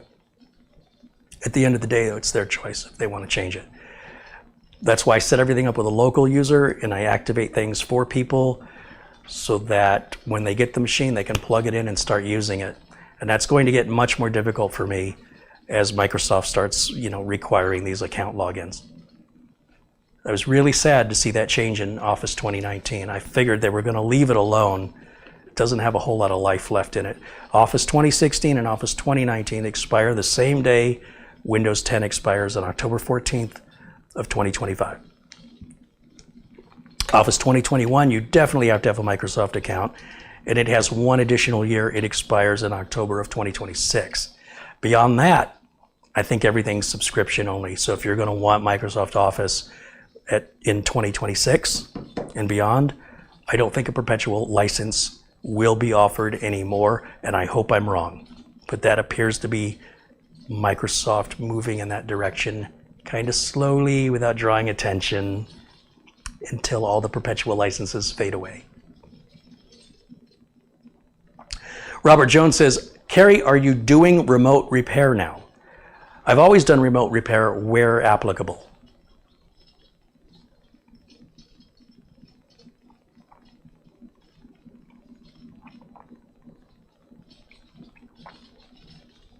Once again, I'm not saying there's anything bad about having a Microsoft account. I'm not against it. I don't have one. I don't see any need to have one. Well, you know what? Now that I think about it, I do have a Skype login, so I guess I must have a Microsoft account. But I don't use it. I don't have any reason to use it. There are benefits to having a Microsoft account.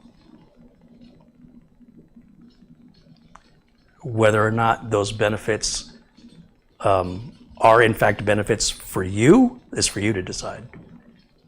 But because the Microsoft account requires a login and a password, I don't want to put my Microsoft account in a customer's machine, and I don't want to have to ask the customer for their login information for the security reasons I've mentioned. But it looks like either I'm going to have to, or I have to stop installs before I can complete them when they require that information to continue. If anybody knows a workaround in Office 2019 to activate it without a Microsoft account, please let me know. Samuel Kowalski says, what about Office 365? So Office 365 is subscription only. It's not offered any other way. Again, not necessarily a bad thing. There's pros and cons to each side of it. But when it comes to setting things up with subscriptions, I don't want to set my customers up with any subscription. The customer must do that. They will put their payment information in, select their username, select their password. I will not do that on their behalf. I don't want to be held accountable for any automatic billing to my customer. I don't see that as a service. At that point, that could be completely misinterpreted. What I was trying to do was make it easier for the customer, but if the customer didn't fully grasp that that was going to be a recurring charge, they're going to be mad at me. There's nothing in it for me. I'm not profiting more because I'm just trying to make their life easier. So anything requiring billing and passwords, need to have the user do it.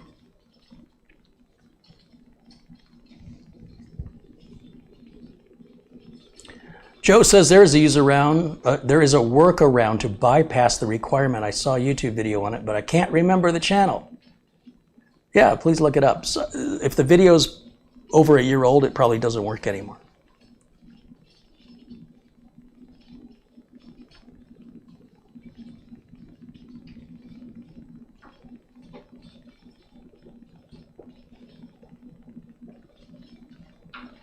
CCTV user says he thinks the Office monthly subscription is kind of worth it because you get a terabyte of online storage.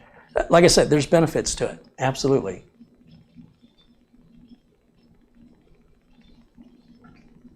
Mira Ora says, when installing Windows 11, where it asks for your Microsoft account email, try no@thankyou.com. It should then ask you to create a local account. For real? You ever heard of that? That doesn't sound right.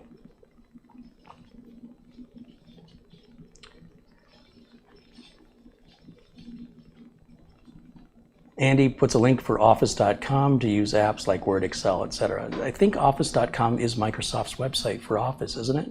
Yeah. And working section.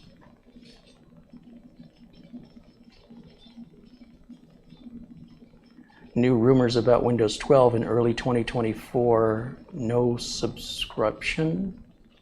They're rumors though. We talked about that a couple days ago. It's hard to know what Microsoft's going to do. It's hard to predict it. It's hard to know that, for example, the discussion about Windows 12 may in fact be true, that there could be discussion in Microsoft about it. And so then somebody within that circle puts out a tweet or something to that effect. That doesn't mean Microsoft has made a decision about it. So when we say it's a rumor, what we're saying is we're speculating.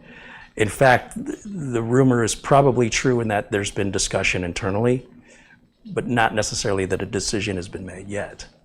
And of course, Microsoft is going to play their cards close to their chest because they don't want you to postpone buying Windows 11 if they tell you Windows 12 is coming out next year or in a year and a half. They don't want to be their own competition. So they're going to keep their mouth shut. They also don't want to give a heads up to their competitors. Not that Microsoft has much in the way of operating system competitors, but in general, you play your cards close to your chest so that your competitor doesn't beat you to the punch.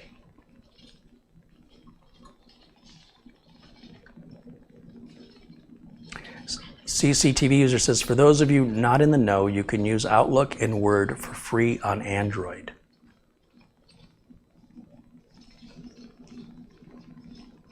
I'll also look and see if I can find the little app you can download to disable the Windows 11 from being offered to you. And if you're aware of an app that does that, please send the link to me or add it to the comments below the video. As a reminder, when this video is over, YouTube is going to take several hours to process it. So if if you missed the live stream or you're catching the tail end of the stream and you want to go back to the beginning, do know that the full 4K resolution and the chat room replay may take 10 to 24 hours to process on YouTube. So YouTube allows you to watch the video while it's processing with certain resolution restrictions, and chat playback may not appear. So just be aware that's true of all YouTube live videos. Okay, well, once again, a thank you to Craig Casabona, James Arasso, 3D Everything, Angel, Bob R., Robert Cross, Kurt Schlegel, Shamim Keshawars, Don Allen. I think I missed that earlier from you, Don. He says, here is some help with shipping whenever you need it. Right on. Thank you, Don. Franklin Adams with a $5 contribution.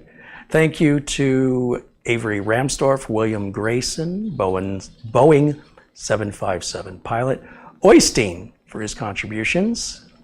watching us in Norway, Ken Junge, Ron S., Ryan, of course, Peter Laycock and John Wilson. Thanks to you guys, and for the gift cards, the Amazon gift cards, and Luke Greenia and those other PayPal contributions. Thank you to each and every one of you.